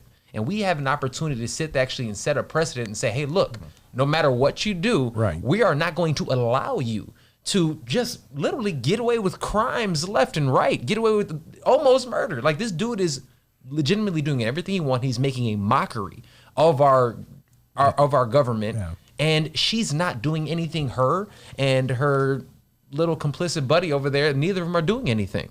And Monroe, you're with him 100% on this one. Yes, I am with him 100%. I feel her pain. I understand why she doesn't. She just got the gavel back, and she doesn't want to lose it again, and that's what she's afraid of. But as a matter of principle, not politics, Trump has to be indicted. 1,000%. Yeah, he has to be indicted. 1,000%. Even if they lose, but if they do the indictment, I still maintain that if they do the indictment and just stick with it and approach it intelligently instead of doing the stupid stuff they did yesterday, calling those fact witnesses in is going to expose all the things Trump did and let him run on it. Let him run on his corrupt record and his lawlessness. All right, let's get a counterpoint of view. We've been playing this for the last week. This is Rahm Emanuel, former mayor of the city of Chicago, who is now sort of representing the Democratic Party. On we ABC. let him talk? Yeah. He's getting paid big time, I think, to talk. CBS, right? ABC. And you got the bit. This is Rahm offering advice to Democrats and what they need to do to defeat Donald Trump. Go ahead. I think progressives are really where the energy is right now. And I think if you can expand the electorate, which is what we saw in 2008, bringing out new voters, you have sensitive particularly brown skin. and black. Multitasking there. We'll edit that one out. Hang tight. Hold on. Several hats here on the Ben Joravsky Show. Sorry, guys. I think progressives are really where the energy is right now. And I think if you can expand the electorate, which is what we saw in 2008, bringing out new voters, particularly brown and black voters, young voters, energize the base where you don't have to change your message much, right? Just go out and get those voters excited. We can win. Hold on, Rahm. I saw you shaking your head real quick. What's the rebuttal here? Well, first of all, Donald Trump is going to do a great job turning out our vote. And in 2008, as well as in 92, 96, and in 12, is because both Bill Clinton and Barack Obama brought other people, not just people in the party, other people to the party. All right, there you go. He's Donald Trump himself, isn't he? Dude, what a clown. What an absolute clown. Yeah. I mean, it's amazing how someone is saying, literally, this young lady gave whomever the moderator or whatever who asked the question was, gave the blueprint. Yes, right now, even to the point that Donald Trump himself, when he's running, all of a sudden, I don't know if you guys notice, he turns super progressive. Hey, let's give free Medicare for all. Hey, my man becomes Oprah all of a sudden. Yeah. He wants to give everything away. But for a day. For a day. But here's the thing. He says those things because he understands that those things are popular. Yeah. So progressive points right now, specifically in our country, is extremely popular. Again, she said it. Energize the base. Right. You end up getting all those people because, especially, think about this. The youth is really, at this point in time, pushing towards progressives. Right. And if that's the case, instead of sitting there saying, oh, let's try to have them conform to what we want, how about you do what the country itself actually wants? So actually sit back and say, oh, forget it, let's do this. No. Energize your base. Listen to what people actually want and actually try to facilitate those specific things. Yeah. Well, the point I made, I just wrote about this. The point I made is that for far too long, Democrats like Rahm were successful because the quote unquote base stayed home. And this is an important point that Democrats have to confront. In so many primaries in the city of Chicago, the incumbent Democrats were reelected in the primaries precisely because people stayed at home, precisely because there was a low turnout. So it works to their advantage. So Democrats, they have this little switch they have to click on. They have to keep voters to suppress the vote, if you will, keep turnout low to get reelected in a local race, and then they want to turn the switch back on every 4 years for a national race. It's not so easy. Once people fall out of the habit of voting, once they get the notion that the other thing is, unlike the Republicans, they didn't do their homework. They didn't. The Republicans have been concentrating on these down ticket positions for the last 20 years, and that's why the Republicans now control a lot of the state houses and what have you, because the Koch brothers were paying. They knew where they could invest their money to change the math in a district or a state, and so they've been doing that. We weren't even running in certain places. We had no candidates at certain places, and like the lottery says, you got to play to win. Absolutely. And so, Sergio, let me get this straight. Yes, sir. If Joe Biden is the nominee, and right now he's doing fairly well in the polls. So, again, it's early, so we'll see. It's going to be Elizabeth Warren. All right, there you go. That's his prediction. And I'll be honest with you, if Elizabeth Warren gets a nod, I'm ecstatic. Yeah. I'm ecstatic with Elizabeth Warren. I'm not going to pretend that I am definitely a Bernie guy. Yeah. But if Elizabeth Warren at this point in time is going to get it because if she gets it, it's strictly because of the way mainstream media poses Bernie Sanders. Talk about that. Mainstream media, if you actually look at it, and one of the amazing things is they didn't believe that she was going to get this close. So now they're starting to turn on her also if you actually pay attention to what's going on. But if we actually think about it, mainstream media consistently poses. There was something along the lines of like 70% of the articles that go out about Bernie Sanders are negative. Anything that they say, and then all of a sudden when you do this, they interview these individuals. And they interview a lot of times the baby boomers. And they'll interview these, baby boomers, and they'll ask them about these questions. Hey, who do you think? And then what do they say? Oh, I don't like Bernie because of, and they can never say anything in terms of policy. They don't even know. They just go by what CNN or everybody's telling them and saying, they're like, oh, well, I guess he's a bad guy. That's why, for instance, when you said it from the very beginning, in terms of him being on Joe Rogan was such a good thing, because that was the first time ever right after that you heard regular everyday people saying, yo, everything they said about Bernie, he's a regular dude. Well, now you raised a point that see, and Bernie strikes me as the crotchety old man that's yelling, "Get off my lawn!" And why is that? Comes up because that's how he presents himself. That is not how he presents himself. He presents himself as somebody who actually knows and is not with the charade. He's not with the game. So just because he's sitting there saying, somebody who has legitimately been saying the exact same thing for the last, scowling and barking and. But listen here. At least he's not telling people that they're rapists and murderers for being from a specific region. Yeah, just because they're south of. Yeah. No. It's no comparison between, And I'm sorry, Ben. I know you're about to go. Yeah, right. No, Sergio. If Bernie, I'm not a Bernie bro. That is for sure. Yeah, exactly. That is for sure. This is the non-Bernie bro. Yeah, right, over exactly. Here. But if Bernie won, I'd be fine with that. All right, sir. Okay. That's any of the important Democrats. for you to say. Yeah, any of the Democrats. Because I don't know if you were saying it 4 years ago. Here's the deal. You meant it's a generational thing. No, I didn't think he would win. I knew he wasn't going to win. It's a generational thing. Yes. It's a generational thing. And you have a lot of baby boomers in your life. I know the baby boomers in your life, and your parents, etc., uncles, aunts, etc., friends, what have you. They are of the generation. This gets into the Democratic psychology. Bernie Sanders articulates all the values the Democratic Party holds true. That's like the values of using government to help people, to provide the basics for health care, education.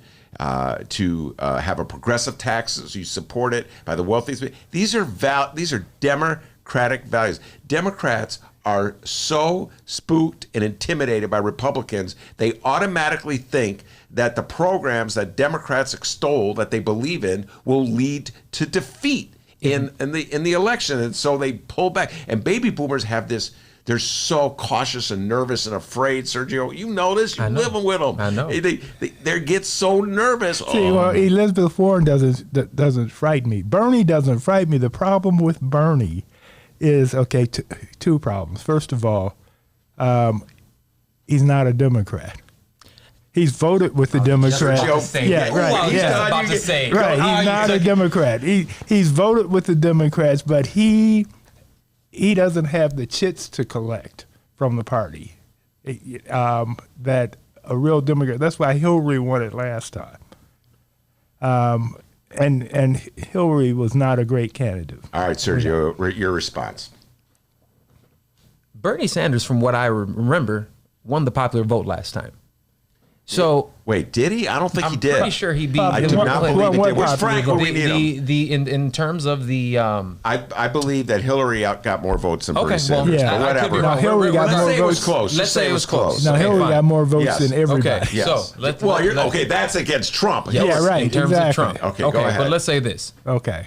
People are so caught up in the terms of him calling himself a democratic socialist. So caught up in it. It's all this. It's all about aesthetics. Let's go back and actually look at receipts. Because if I look at receipts, guess what? Elizabeth Warren at one point in time was a Republican. Yeah. So what we're saying that someone who has actually voted for the last 40. Okay. I let you speak, bro. Okay, sir. The people who actually ended up going out there and actually saying everything else, and literally, this man has receipts over the last 40 years, has been saying the exact same things, and literally everything that the Democrats, all these last number of debates, all of these debates are literally based upon the policies that Bernie Sanders has put into place. Right. So we're sitting here speaking about the guy is right here. He's here. He's the one who's dictating this pace. He's the one dictating the conversation. So it's actually showing more and more. And then again, we're talking about polling. We go back to say, oh, what's it called has the lead? Well, last time I checked, Biden has the lead. Last time I checked, it's close, roughly 20-20-20. It's a three-way tie. Yeah, it's not there anymore. You know what that tells me, though? That tells me that the progressive wing has at minimum 40% of the vote, while everybody else has only, again, the lead roughly what, 20? 20 or so? Oh, if you add them together. If we add them together? Yeah. All okay, right, Monroe, but now the latest poll has Bernie with 31, has Elizabeth Warren, who's been steadily climbing, with 25, and Bernie is now at 14. So Biden is twice as much as Bernie. And it's not that I dislike Bernie. That's not the problem. And you're right. Everything that the Democrats are running on now were his policies 4 years ago. No. Yeah. They're currently 40 his policies. years. 40 and years. for the last 40 years. Okay. No, I'm talking about in terms of being stated in a campaign. Yeah, I know he's been the same. He's been consistent. He's been consistent throughout his entire life in politics. And he's not gotten anything done. You tell me some important legislation that he's done. Well, can I answer that question? Please, sure. Okay. Me against the Boulder Bros. All okay. Right. As a guy who voted for Bernie in 2016, yeah, I believe that it's, how do I put this? I don't even know if the right word is unfair to say Bernie's got nothing done. Because Bernie is up against so much. The values that he espouses, the fight that he is advocating, the struggle that he champions is against some of the most powerful vested interests in this country. It's against everything that this country thinks can be accomplished. So, like universal health care. He has been championing universal health care since he first ran for office back in, 1970. Democrats have been incapable of advancing universal health care because the resistance in this country, which I think is so irrational, is so strong and so rooted into so many powerful institutions like Corporate the AMA, corporate America, pharmaceuticals. Bernie goes down the list. So to say that Bernie hasn't accomplished anything because he couldn't confront like the powers that be, it's a miracle that I think he survived as long as he's had. On the other hand, go ahead. And he's also dictated this narrative now. If it wasn't for Bernie, he's the one that's changed the narrative. Elizabeth Warren, on the other hand, has gotten things done in a much shorter career as a politician. She has actually gotten things done. Trump is along with reversing Obama's policies, he's reversed her. She had a consumer protection board that she set up. I listen. I I'm not going to fall into the game that so many Democrats fall into, where they feel compelled to justify a position they have in favor of one candidate by annihilating another candidate. I talk about this all the time. People, I have all my kids in the car, and they were like saying why they were for Bernie, and they couldn't really articulate a difference between Bernie and Warren. So what they do was start talking, well, Elizabeth Warren was a Republican 40 years ago. I'm like, what does that have to do with anything? My position with Bernie is 4 years ago, my position with Bernie was I loved the ideas and the policy. It forced Hillary to go more to the left than she was comfortable with. She wanted to be solidly in the middle, in the center. But Bernie could not win. The Republicans made Obama into a Muslim and into a socialist, and he's neither.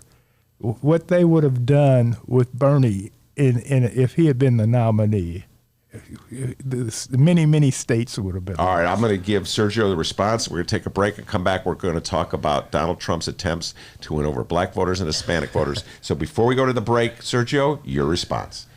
Look, in terms of, to answer your question in terms of me personally, and look, I'm voting for whoever's blue. Let's be honest. Whoever gets there, even if it's Joe Biden, who I am not a fan of, if he's the nominee, I'm going to vote for him because I believe we need to get the individual and I'm out. not a fan of Joe either. So we're not. So you're going blue no matter who. No matter who. Same here. So we're on the same page. Right. But again, I thoroughly understand and I believe that there are, and this is the point in time where we can have an intellectual debate about whom is best for our country. Right. I think this is healthy. Yeah. It is a good thing. I don't look at this as infighting. I look at this as someone, we're sitting here where we have a litany of challengers. We have an opportunity to sit back and say, okay, look, this is what this person does well, this is what this person does well. And at the end of the day, we'll see who ends up sifting through the mix, and then we can make our choice. Right. As of right now, I know for myself, I'm progressive. Yeah. I'm definitely progressive. That's why I look at, for instance, Bernie Sanders, I look at Elizabeth Warren, I look at Andrew Yang. Yeah. I'm looking at these individuals, I'm saying, hey man, they have some really, really solid points that I love. Do I have some people that I lean more towards than others? 1,000%. But it's not in terms of butchering anybody else, except for Joe Biden. Right. Right. All right, wait, that's Sergio Vicente. We're going to take a break. We're going to come back. We're going to talk about Donald Trump's attempts. I have to ask Monroe just to stick around for this one. Donald Trump's attempts to win over Hispanic and black voters is absolutely hilarious in a sad and pathetic way. We'll be right back.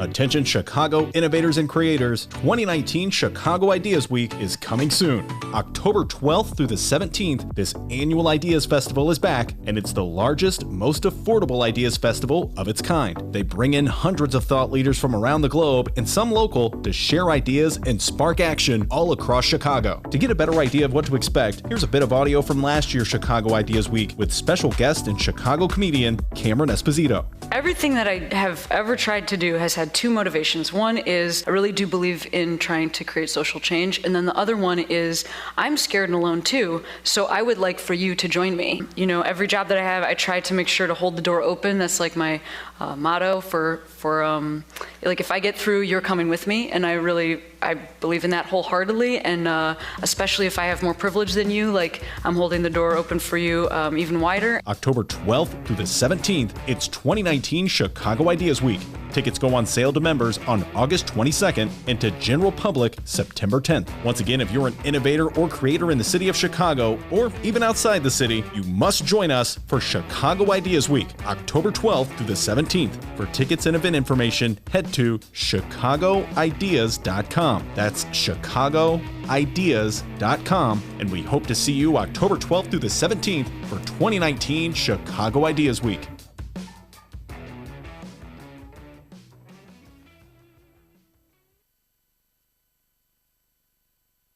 Today's Ben Joravsky Show is brought to you in part by Green Element Resale. They're located at 6241 North Broadway in Chicago. And people, they are awesome. Furniture, books, clothes, antiques. I'm actually on greenelementresale.com right now, which is the website that you can go to, greenelementresale.com. They have several pictures posted here at Green Element Resale. Just want to list some of the things I'm seeing here. Oh, I see a dresser. There's a dresser right now, greenelementresale.com. Get a dresser and an oscillating fan. If anybody needs an oscillating fan, head over to Green Element Resale right now. Several board games I'm seeing there. Oh, toys for the kids. Green Element Resale has it all. GreenElementResale.com, 6241 North Broadway in Chicago. They're open Monday through Saturday, 11 a.m. until 7 p.m., and Sunday, 12 until 7 p.m. That's right, 7 days a week. Green Element Resale. Learn more at greenelementresale.com. And when you go there, people, you will save tons of money. Welcome back to the Ben Joravsky Show, live from the Chicago Sun-Times. Sergio Vicente in the studio from the Fight Podcast, and Monroe Anderson sticking around. They battled it out. Hillary versus Bernie. Some fights never go away. Sergio, you were a little critical of Joe Biden, but I'm sure that you agree with me when I say this. If Joe Biden says he'll come on the Fight Podcast, you'll welcome him on anytime. 1,000%. 100%. I mean, granted, he might not know my name or Obama's name, but you know what? If he comes on, I'd be very, very flattered. Yeah. By the way, I've said this many times. Or he might not know where he is. Right. Voters don't care. I think I will say this. Voters do not care that much about whether Joe Biden knows where he is, whether he stumbles. Because Trump doesn't either. Trump is just as demented. Exactly. And in the city of Chicago, I just want to point this out. We've been electing mayors for 20 years who don't start a sentence and don't know where they're going to end it. So it doesn't seem to be a deterrent in the city of Chicago anyway when it comes. So all of a sudden people in Chicago are saying, oh, Joe Biden, what is he talking about? A record player. You were the ones who voted for Daley. I don't know. I still don't know what Daley was talking about whenever he said anything. But I can say this. At the end of the day, we also have never, at this point in time in history, we have more information in our phones than anybody in human history. Literally, I have all the information right here. We got a computer. Exactly. Yeah. So people didn't have that in the past. So people weren't able to question as much because a lot of that information wasn't out there. You were privy to a lot of this information because, like you just said, hey, you're like Bernie. You've been here. You've been doing it for the last 40 years. For 40 years. You know, but the rest of us honestly have not had that opportunity. And for me, specifically, I look at, for instance, 2016. It was such a moment because I was like, what happened? What just happened? Yeah. The last big chunk of my life, I had an amazing president. Yeah. At least I thought so. Yeah. So what's going on now? So it was a fluke. That's what the Democrats are running around here. You know, oh God, it could happen. No. The Democrats are crazy. Democrats are so exactly. And it was wimpy right now. He filled an inside straight, and so now they said, he got lucky and filled it. And so now everybody says he's a brilliant card player. He's brilliant. Listen, man. I talk to a lot of Democrats. That's all I pretty much talk to. They're so afraid of their shadow. They're afraid of saying the wrong thing. They're nominating the wrong guy. This one is going to lose. That strategy's not going to work. Donald Trump's so brilliant. He's playing chess. We're playing checkers. I've seen this. Wait, people really believe he's playing chess? Yes. Yo, he's playing paint by numbers. Let's be honest. All right, speaking of which, I say he's playing tic-tac-toe. Okay, he's playing. Speaking of which, and all right, Sergio, I got to ask you about this. You too, Monroe. So Donald Trump goes to New Mexico. He's going to fight it out on the Democratic turf, and he's going to win over Hispanic voters. He goes into Mexico and starts trashing Democrats left and right. And Hispanics at that. And so what kind of way... What Hispanic is going to go for Donald Trump? Sergio, please help me out on that front. At this point in time, it's 79% of Latinos do not approve of Donald Trump. Now, the 21% or whatever, I don't know what they're thinking, but at the end of the day, he's not favorable with the Latino community. And then you got to ask, of the 21%, like what percentages, like from Cuban versus Puerto Rican? Exactly. Right. Now, and what part of the country they're from. So if we're looking at, for instance, individuals from Texas and Florida, for instance, a lot of times they tend to lean more conservative. Do you know any Puerto Ricans who are from... I do not. Do you know any Puerto Ricans in your life? I do not today in my life, but who vote for Donald Trump? Do not go for Donald. No, I do not. And so he goes down to New Mexico and then totally trashes. It was crazy. It was crazy. I mean, because he's a white supremacist. You know, people. I mean, it's so obvious that he's a white supremacist. You know, even his African American finally woke up and said, no, that was hilarious. His African American. Yeah, right. Yes. Okay. This goes back to 2016, am I right? Yes. Yeah. And Donald Trump was giving a speech, and he saw this black guy standing in the audience. Is that right? Yeah. And what did he say? That's my African American. There's my African American. Yeah, right. And that probably because he was the only one there, holding it down. So again. And Cheeto, you know, who says that he quit. Yeah, all right. His name is Gregory Cheeto. Yeah, now he's going to run for Congress as an independent. As an independent. But he says that Trump is a white supremacist, but he's not a racist. So he doesn't even know what's going on. You know, wait, what's the difference? Right, exactly, right. You have me. I have no idea. Right, it's one and the same. Right. I think it's the difference between calling somebody... all right, so let me ask you this. Go ahead. Okay, so in terms of Donald Trump's rhetoric over this last rally that he had in New Mexico, a lot of individuals have to understand that racism is the feature. That's what it is. Yes. He pushes it out there. It is the feature. Right. It's the main event. That's what he wants, Right. and he knows that his base loves it. Right. The fact that he goes up there and says, "What do you like more, Hispanics or America?" Yeah. And he was like, when the gentleman said it, he was like, "Nah, I think you like Hispanics more." Right. Whatever. Right. And he keeps on going. He literally makes a mockery of everything. And for him, he doesn't have enough nuance. He doesn't have enough intelligence to sit there and be witty and be clean. Everything that he does in terms of comedy or whatever his speeches, it's all mean-spirited bully culture. Mm-hmm. Right. That is what he does. Right. Melania, be best, huh? Get your guy, because he's out here bullying and talking trash left and right, but nobody actually sits there and actually holds him accountable. This is ridiculous. He panders to whomever he actually wants to. He's pandering to Latin voters because he understands that he is not going to win without us. Guess what? You've doo-dooed on us for the last few years, and you think that now we're going to sit back and actually vote for you now?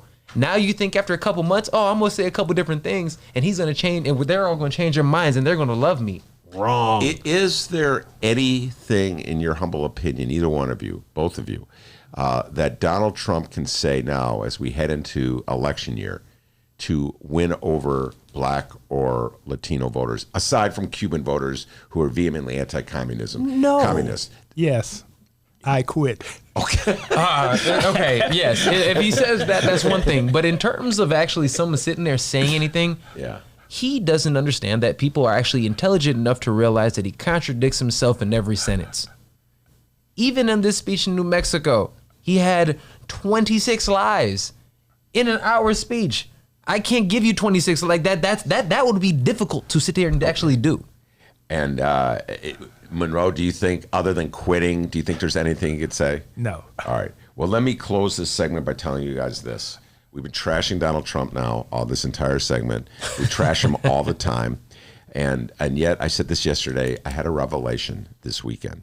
I saw the movie Official Secrets, which is a really good flick that hasn't gotten nearly the attention it deserves. And it tells the story of a British operative for the intelligence service in England who was a whistleblower and revealed secrets about how the Brits and the Americans were spying on, or the Americans asked the Brits to spy on United Nations leaders so they could use intel they gathered to blackmail them into voting for the Iraqi war.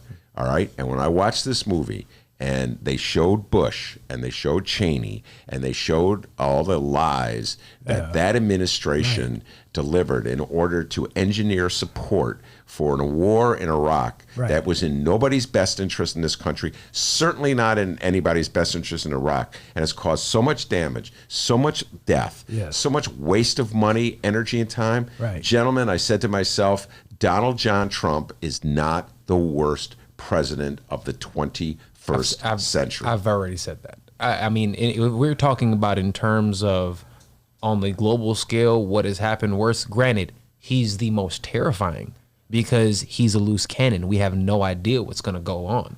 But in terms of actually what has happened to this point in time, George Bush is the worst.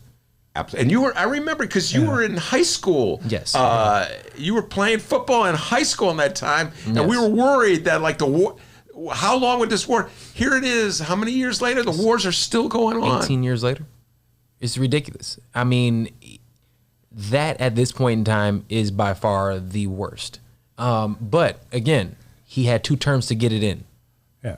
See, and I maintain that he was the worst, but Trump is even more worse. Well, but it's comparing murder and killing. All right. That's why I say vote for blue no matter who. Sergio Vicente, the Fight Podcast. Tell folks how they can find it. Yes, you can find us everywhere podcasts are available.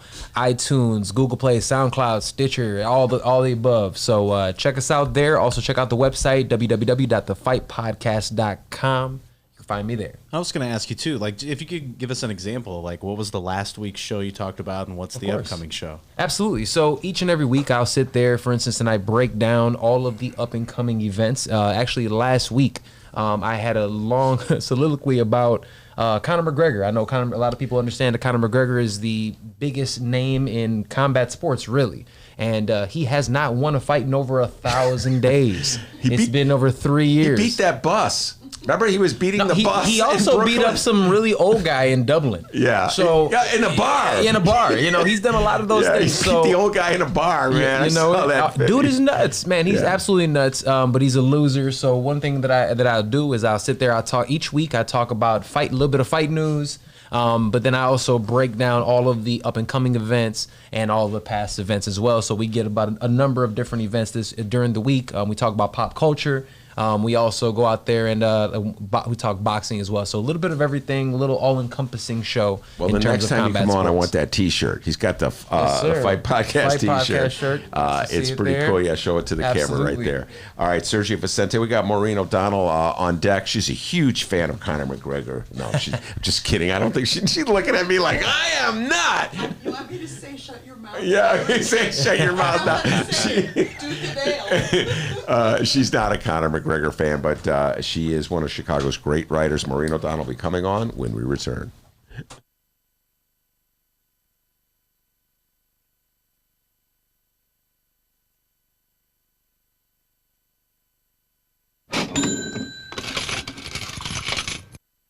But we got to get down to business. When you lose a loved one whose wishes were to be cremated, Chicagoland Cremation Options provides your family a dignified and affordable cremation service. Chicagoland Cremation Options helps you bypass the expensive overhead of a funeral home or cemetery by streamlining the cremation directly.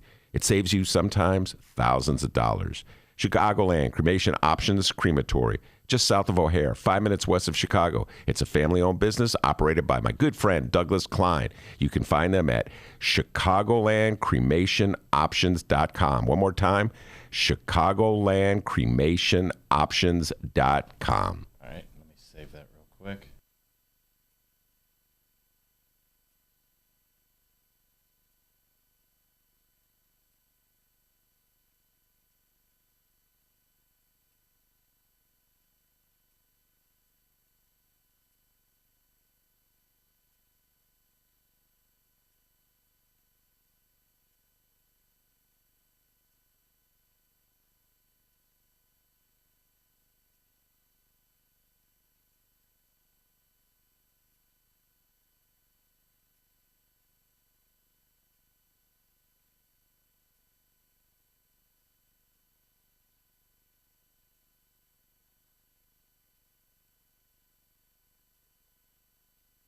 I'm J.B. Pritzker, and I'm not a perfect person.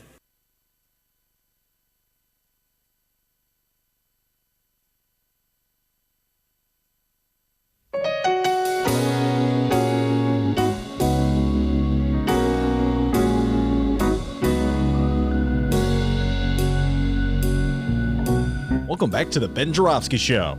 Mr. Joravsky, take us home. Sergio Vicente has left the building. Monroe Anderson has left the building, but Maureen O'Donnell is here, one of my favorite guests, one of my favorite writers. Everybody knows how much I love Maureen O'Donnell's work. She is, pound for pound, the best obituary writer in the United States. There, I said it. All right, Maureen? Okay, you could take that one right over to Chris Fusco and get yourself a raise, okay? Just give it to him, that little receipt. He'll give you a raise.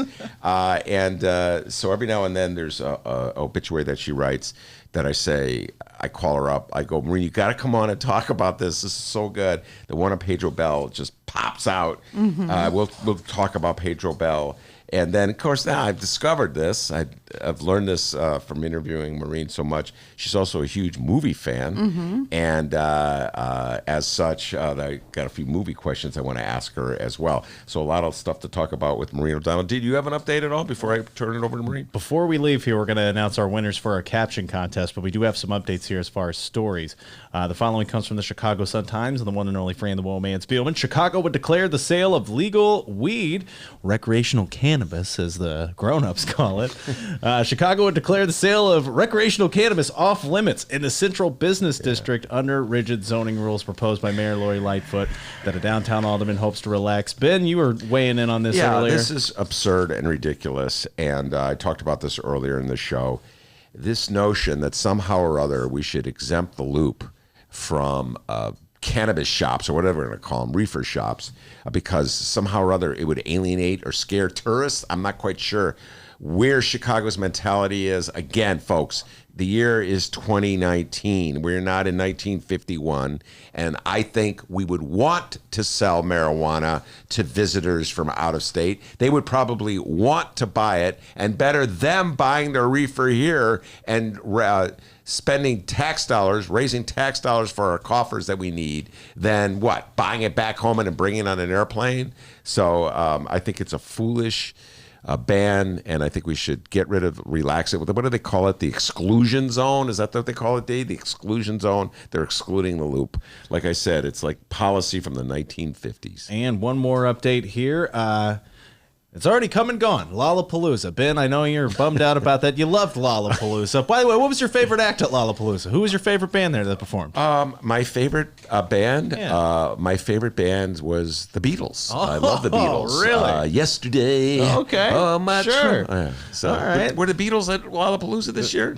No? Organizers of the Lollapalooza Music Festival have received their largest bill in years to restore Chicago's Grant Park after damages caused by last month's event.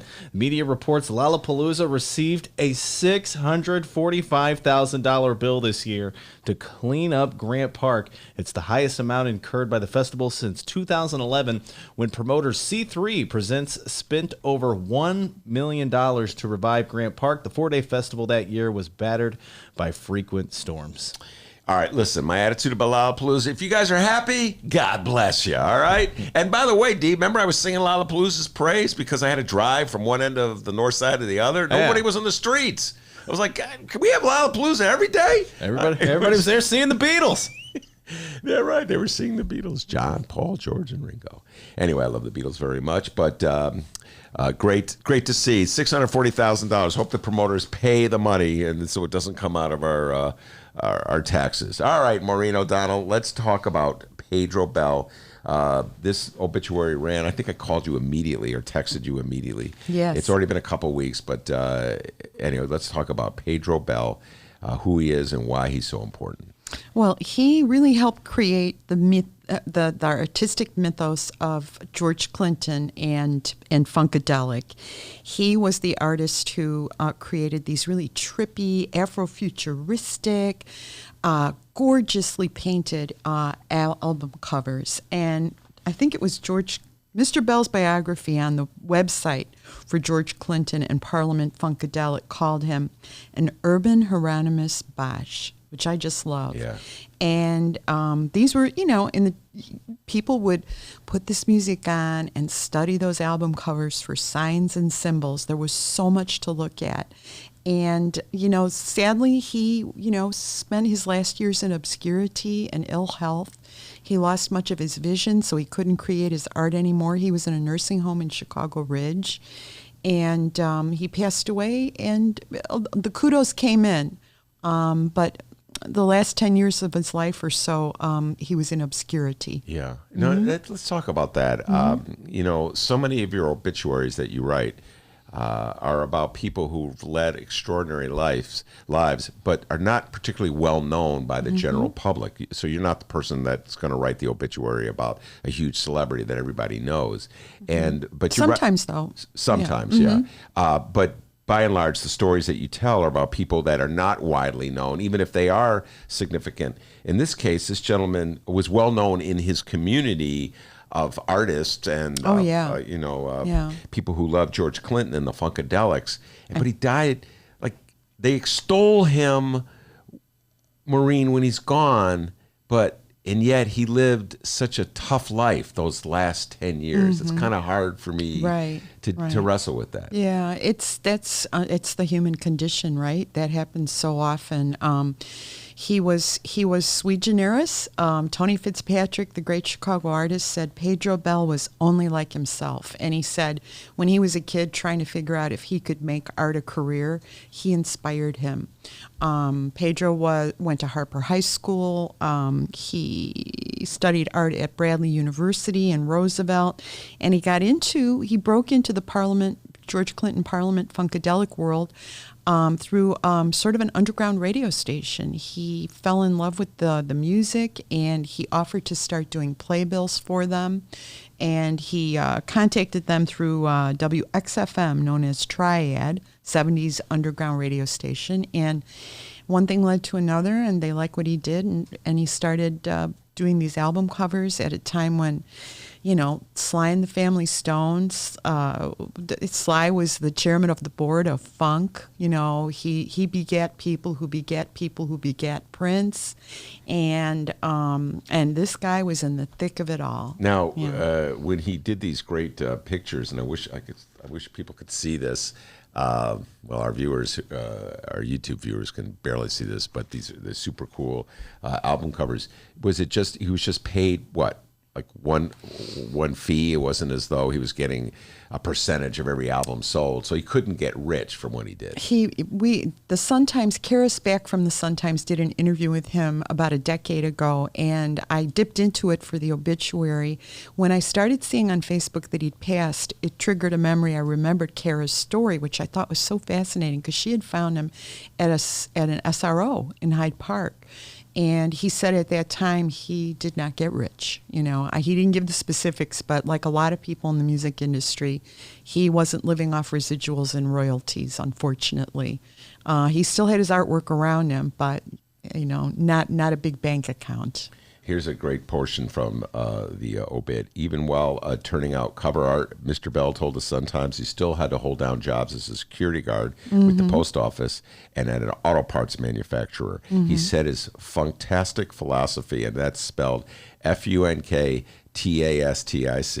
his funktastic philosophy came down to, quote, well, this is sort of straight out of George Clinton, free your mind and the rest will follow.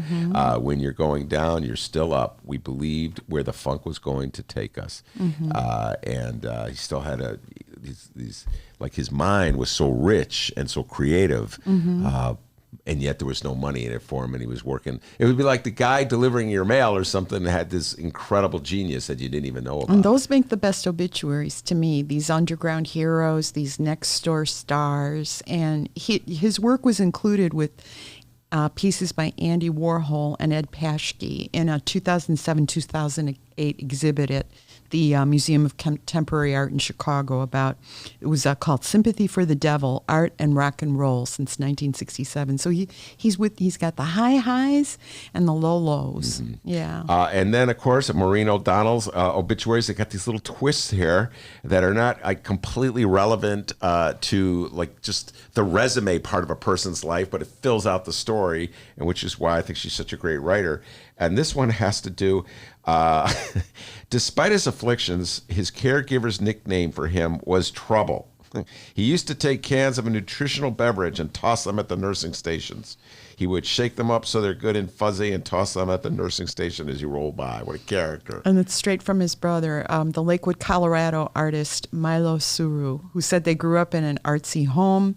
His father was a preacher, and Pedro said he was inspired by his father's stories from the Bible. That helped. That and Godzilla helped inspire him. That.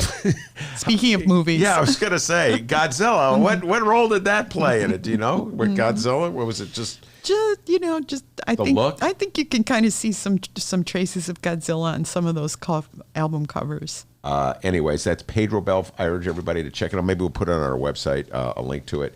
The Pedro Bell obituary from August 30th. You got any other great hits that you want to talk about? Yeah, I enjoyed doing an obituary recently on Millie Cronin, who's the mother of REO Speedwagon frontman Kevin Cronin, and she used to play Rodgers and Hammerstein soundtracks in the house all the time. And Kevin, who's written some, famous rock and roll ballads, "Time for Me to Fly," "Take It on the Run." He's somebody who looms large on the Chicago classic rock pantheon. And he said his earliest musical education was listening to Rodgers and Hammerstein in their Oak Lawn home. Yeah.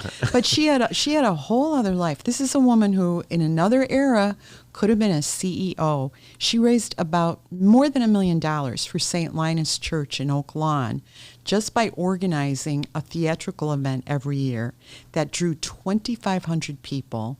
They had to have car parkers. This was the event of the year at St. Linus, and it helped collect enough money to build an expansion for St. Linus. And in the baby boom era, classrooms were overflowing. I myself had 54 kids in my second grade class. One teacher, no aides. Get out of here. So, yeah. Where were you going for that? 54 kids? Oh, there was another room at my school that had 57 second graders. What school was this? St. Bartholomew on the northwest side. So when St. Linus started, busting at the seams, Millie Cronin figured out a way to build an addition, expand. That brought, continuing enrollment, continuing families, and the church is still doing well today. And but I think if she was around today, she'd be at Kellogg or the University of Chicago getting her MBA. Well, that is another theme in your stories. You talk a lot about women of that generation who are like in their 80s or 90s now, and the limitations they faced just when they were coming out of high school. Even limitations of what college they could go to, what careers they go. Wait, but hold it. Before I let this one get away, 54. Have you ever told this to me? 54 kids is a lot of kids in a classroom. That she was a very unhappy teacher. I can tell you that. Oh my God! How could she keep? And who can blame her? How could you keep any order with 54 kids? Oh, she kept order. Those rambunctious kids in those class. days. In those days, you could do things you can't do today. Right. Get that whip out. But there was this really sweet story about Millie. Kevin's songs were included in Rock of Ages when the musical, and when it was on Broadway, she and her husband went to see it. And after the show was over, the house was empty. She and her husband, who were beautiful singers, went out on stage and sang together. And afterwards, Kevin said they could say they sang on Broadway. That is a sweet thing. And Kev, did they have could they appreciate his music, even though they're from old school?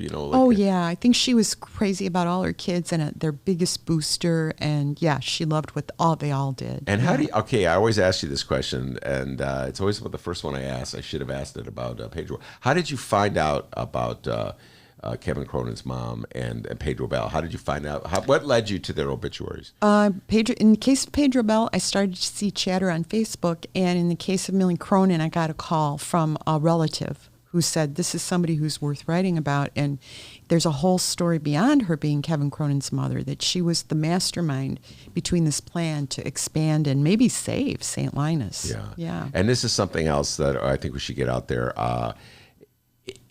If folks want to have you consider writing an obituary of someone they love who's not well known, how do they go about doing that? You can email me, my first initial last name, M as in Michigan, ODONNELL @suntimes.com. Or you can call. My direct line's 321-2550, area code 312. And do you have to let people down sometimes and say, I'm not going to write the obituary? Well, we do get a lot of requests, but I listen to every pitch, and try to make a good call. Yeah. You got another one? You have another greatest hits there, it looks like. Let's see. Well, there was Marvin Hecht, who owned Cut Rate Toys. It was at Devon and Western, and in more recent years, Devon and Central. And I still remember this great headline from the 80s when the Cabbage Patch Dolls craze was going on. I think it was a Pennsylvania newspaper that had the most fabulous headline as parents were beating each other up in toy aisles to get that Cabbage Patch doll for Christmas. And that headline was Volley of the Dolls. Yeah. So I said that Marvin Hecht survived the Cabbage Patch doll craze, Tiff's over Tickle Me Elmo, and Happy Holidays Barbie hysteria. He and the Ninja Turtles, he said, oh, honest to God, those Ninja Turtles, it puzzles me, but every week we run out. So he was before there were a lot of big box stores, he had a very successful toy store that gave you great prices, deep discounts. His brilliance was that he'd buy up closeouts. He had relationships with Mattel and Hasbro, and they would say, look, this Happy Holidays Barbie isn't selling. We'll give you 500 of them, we'll give you a good price. And oftentimes, Marvin's store was the only one that had, a big selection. And he also had collected vintage cars, and his 1950 it's a car I'm not familiar with. I like muscle cars, but it was a 1950 Dodge, I think Meadowbrook. Anyway, that car, somebody liked it so much that it got cast in the Matt Dillon movie The Big Town, which was filmed here. I never saw The Big Town. Did you see The Big Town? No, I didn't. But, it had to be, a decent film with Matt Dillon. Yeah. And they liked Marvin's look so much that they hired him to be Matt Dillon's chauffeur or cabbie. And he said, don't ask me what he was like. All he did and during our 40 takes was jump in and say, Studebaker Hotel. Hey, man, he made it to the big screen. Matt Dillon, man. I remember Matt Dillon back in the 80s actors in my mind. All right, now let's just switch before we go to movies. Marina Donna, a huge movie fan, in addition to a great feature writer, obituary writer. You got any movies that you actually seen? I'm always teasing you. You don't get out enough to see the movies. You haven't really been following the movies that closely since the 70s, 80s, and the 90s. What about recently? Have you seen anything you want to recommend? I did. I got out for an early screening of Downton Abbey. I zipped over to a theater in Northbrook that had sort of a sneak preview, and it was very satisfying as a Downton Abbey fan. It was very satisfying. The usual gorgeous clothes, gorgeous hats, the Dowager, Maggie Smith, getting zingers in throughout the film. All of the, wonderful characters were there, including the dog. There was one thing I just thought doesn't always ring true to me, and that's the way that Tom Branson, this Irish nationalist, is welcomed into this very straight-laced British family that's part of the establishment. That hasn't always rung true to me, but the actor who plays Tom Branson does a good job of conveying the way he blends in. Well, I got to tell you, Maureen, I have a confession to make. I'll make this confession to you. I've never watched any of this stuff, and for the longest time, I thought it was Downtown Abbey. I just thought it was Downtown Abbey. I got the dyslexia anyway. I put a W in there somewhere and call it down. And then I've seen the preview to this movie so many times, and then I just realized, wait a minute, it's not downtown. I've been misdoing all these. And it's not. It's not just clothes and costumes and Viennese waltzes. They work in the sinking of the Titanic. They work in World War I. They work in flu epidemics, or the dangers of childbirth in that era. So the class system. So it's got a lot of layers. Men like it too. I also saw Aquaman on a recent plane ride, and I was watching it. It's good fun. It's cheesy CGI good fun. Yeah. And Jason Momoa is having the time of his life. He's got good comic timing, but the coolest little thing for me as a movie fan was that Aquaman's father I recognized him as this fantastic actor. He played Jake the Muss, which is sort of a brooding Brando-like character in a movie called Once Were Warriors. It's a classic New Zealand movie. It's about the dysfunction in a particular Maori family, and Jake the Muss was just exploded on screen. The actor's called, I don't know if I'm pronouncing it right, Tamuro Morrison, but I read an interview with Momoa, and he was totally fanboying over being in a movie with Tamora Morrison. He couldn't believe he was in this film with this man, this legend of New Zealand cinema as his dad. Oh. And there's even a line in Aquaman where Aquaman's dad says, "I was going to fix you a plate of eggs." And that's a little Easter egg. That's a reference to Once Were Warriors, which, by the way, one of my relatives says, best bar fights I've ever seen. I'm going to have to, I wrote that down once. I've not seen Brutal bar fights. It's a movie I'm glad I saw, but I never want to see it again. You know, one of those. Is it a violent movie? Very violent. Okay. Yeah, but it's fantastic. It's bristling with energy. And I saw the new, well, it's not so new anymore. I saw Men in Black on the other leg of the flight. With Chris Helmsworth and Tessa Thompson. Yeah, that's not new. Those commercials were during the NBA Finals back in June. But I know, but I love the little Easter eggs. There was a cute little joke involving a hammer. You know, Thor, Chris Helmsworth. Thor, that made me laugh out loud. All the other passengers on the plane were looking at me. And then, so how was it? What was you were talking about? Did you see a remake or a new print of 2001: A Space Odyssey? Weren't you? Well, tonight it's airing at the Pickwick Theater, and I hope I'm pronouncing it right. The star astronaut Keir Delay is still alive. He's 83 years old, and he's going to be taking questions at 7 p.m. at the Pickwick, and then they're going to screen the film.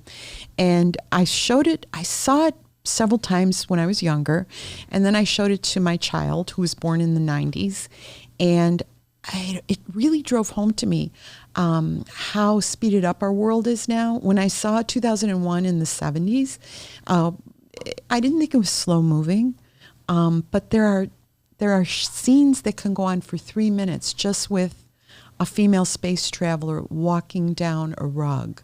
And, you know, we're so used to hyperkinetic cuts and montages and edits now that it did move kind of slowly for me, even though it's a landmark of cinema. And I always found it very, very touching when Keir Delay starts to deactivate HAL, the computer. And I think the Tribune interviewed him, and he talked about what he was thinking of when he was doing that, when HAL starts to sing Daisy. And he gave you the inspiration for what made him seem sad, and that was beautiful to me. That's the moment that I'm touched in that movie, and I'm not always touched in Kubrick films, as you know. Yeah, no, we had that conversation about The Shining. It's funny you should. I didn't know his name was pronounced Keir Delay. I thought it was Duella, but what do I know? Well, me and my girlfriends in the '60s who thought he was cute called him Keir Delay. We could. It imprinted, Ben. It may not be correct. Yeah, but he was an actor that's pretty much been forgotten at time, and then by chance. This is one of those stories. A friend of my wife said, you should go watch this, go rent this movie from the 60s called Bunny Lake is Missing, which I had never seen, an Otto Preminger movie. And so we rented it from Netflix, you know, the In the Mail Netflix, the old school Netflix, simply to see how credible my friend's tastes were, if nothing else. And so kudos to her. It was a great flick. But I'll see it. Definitely worth watching. It's like Preminger trying to do Hitchcock, not quite as good as Hitchcock, but coming pretty close. As close good enough for me. Yeah, it's good enough. And it's just, well, I'm like, oh my God, that's the dude, the astronaut from 2001: A Space Odyssey. Yeah, I think he was in Night. It's the title of a Persian themed vampire film. Oh, it's fabulous. Scary. Dread and menace. Not a lot of gore. Well, that is, I just got finished watching. And skateboards, too. I just wrote it down. I can get that from Netflix. Like Girl Walks, and my wife likes horror films, too. I just got finished watching Mindhunters, which is the Netflix series, and I was so freaked out. I think I was going to take a break from really... it was scary? It's not that it's scary. It's so weird and eerie and twisted and demented. It goes into the minds of serial killers. It's not a place I really want to be, in the mind of a serial. Gacy, yeah. And so I'm not really recommending it to people, but I have to say, I was talking to Dennis every day. I'd come back. Every day I'd go home and watch at least 2 episodes of it until we finished it. Yeah. Jonathan Groff's in it. He's one of my favorite actors. Yeah, he plays the FBI agent. Maureen O'Donnell's her name, and she's an obituary writer for the Chicago Sun-Times. She drops in, I don't know, once a month or so to talk about the great stories she's written, and she still hasn't gotten around to seeing Once Upon a Time in Hollywood. That's on your assignment list of things. I think I have to see it. I've heard from enough people it's worth seeing. You got to see it. Oh, I like Margot Robbie, even though I don't think he gave her much dialogue. Oh, my God. Here we go with this again. She hasn't seen the movie, but she's got an opinion about it. Maureen O'Donnell, thank you so much for coming in. I appreciate all the work you do. Outstanding. Thank you, Ben. Good to be here. Obituary writer. And I want to thank Sergio Vicente. Outstanding job from the Fight Podcast, and Monroe Anderson for being on the show earlier. And, of course, the man, the myth, the legend. Hey. We got to announce our caption contest that is winners. Correct. We're excited about this caption contest. All right, we're having a Lori Lightfoot caption contest, everybody. Big thank you to everyone who left us your captions on the Ben Joravsky Show Facebook page. When we hit the next 100, we'll have our next caption contest. Let's find out who won. Once again, the picture posted on our page is our Chicago Mayor, Lori Lightfoot. She's sitting next to the president's daughter, Ivanka Trump. All right, that was the picture. Once again, shout out to everyone who sent their captions. They're all hilarious. We had to narrow it down to 3, and we've done it. So let's go ahead and find out our third place caption. It's time for number 3. Number 3.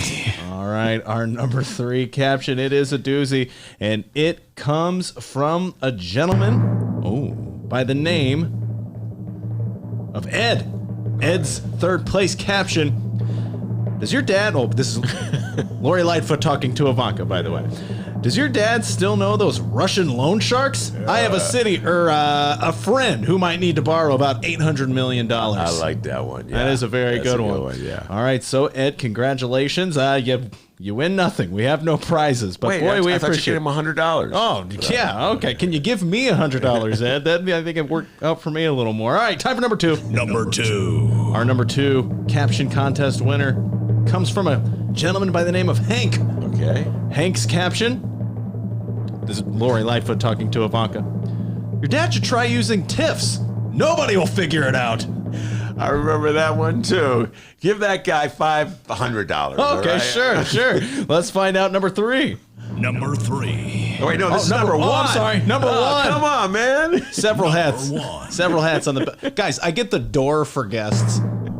I do the audio, write the news. I get a little flustered from time to time. All right, time for number 1. It comes from Paul. Oh, Paul. Okay. Paul's caption. Ivanka, blink twice if you need me to repeat any of this. Paul, a check from Dennis for $10,000 is in the mail right now. Yeah, that check will bounce like a basketball. So there you are, our caption contest winners. Congratulations.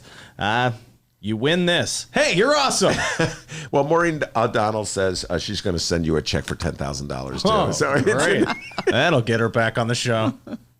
I don't think that check's going to come anytime soon. All right. Well, it's a good job. I remember Paul's, all 3 of them, I remember them. They're pretty funny. That TIF one, I particularly appreciate. All right. Excellent job, Doctor. As I was saying, give yourself a raise. Take it out of petty cash. See you tomorrow, everybody.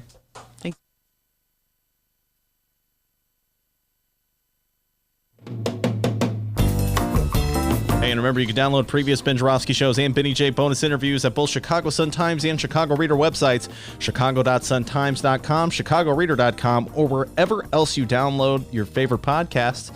Hey, live streamers, or downloaders, we live stream this show, right? Tuesdays through Fridays, 1 until 3 p.m. Central Time. Once again, at both Chicago Sun-Times and Chicago Reader websites, the Chicago Sun-Times YouTube channel, and we're now on Facebook. That's right, we Facebook video live stream at Benny J Show, BENNY, the letter J Show.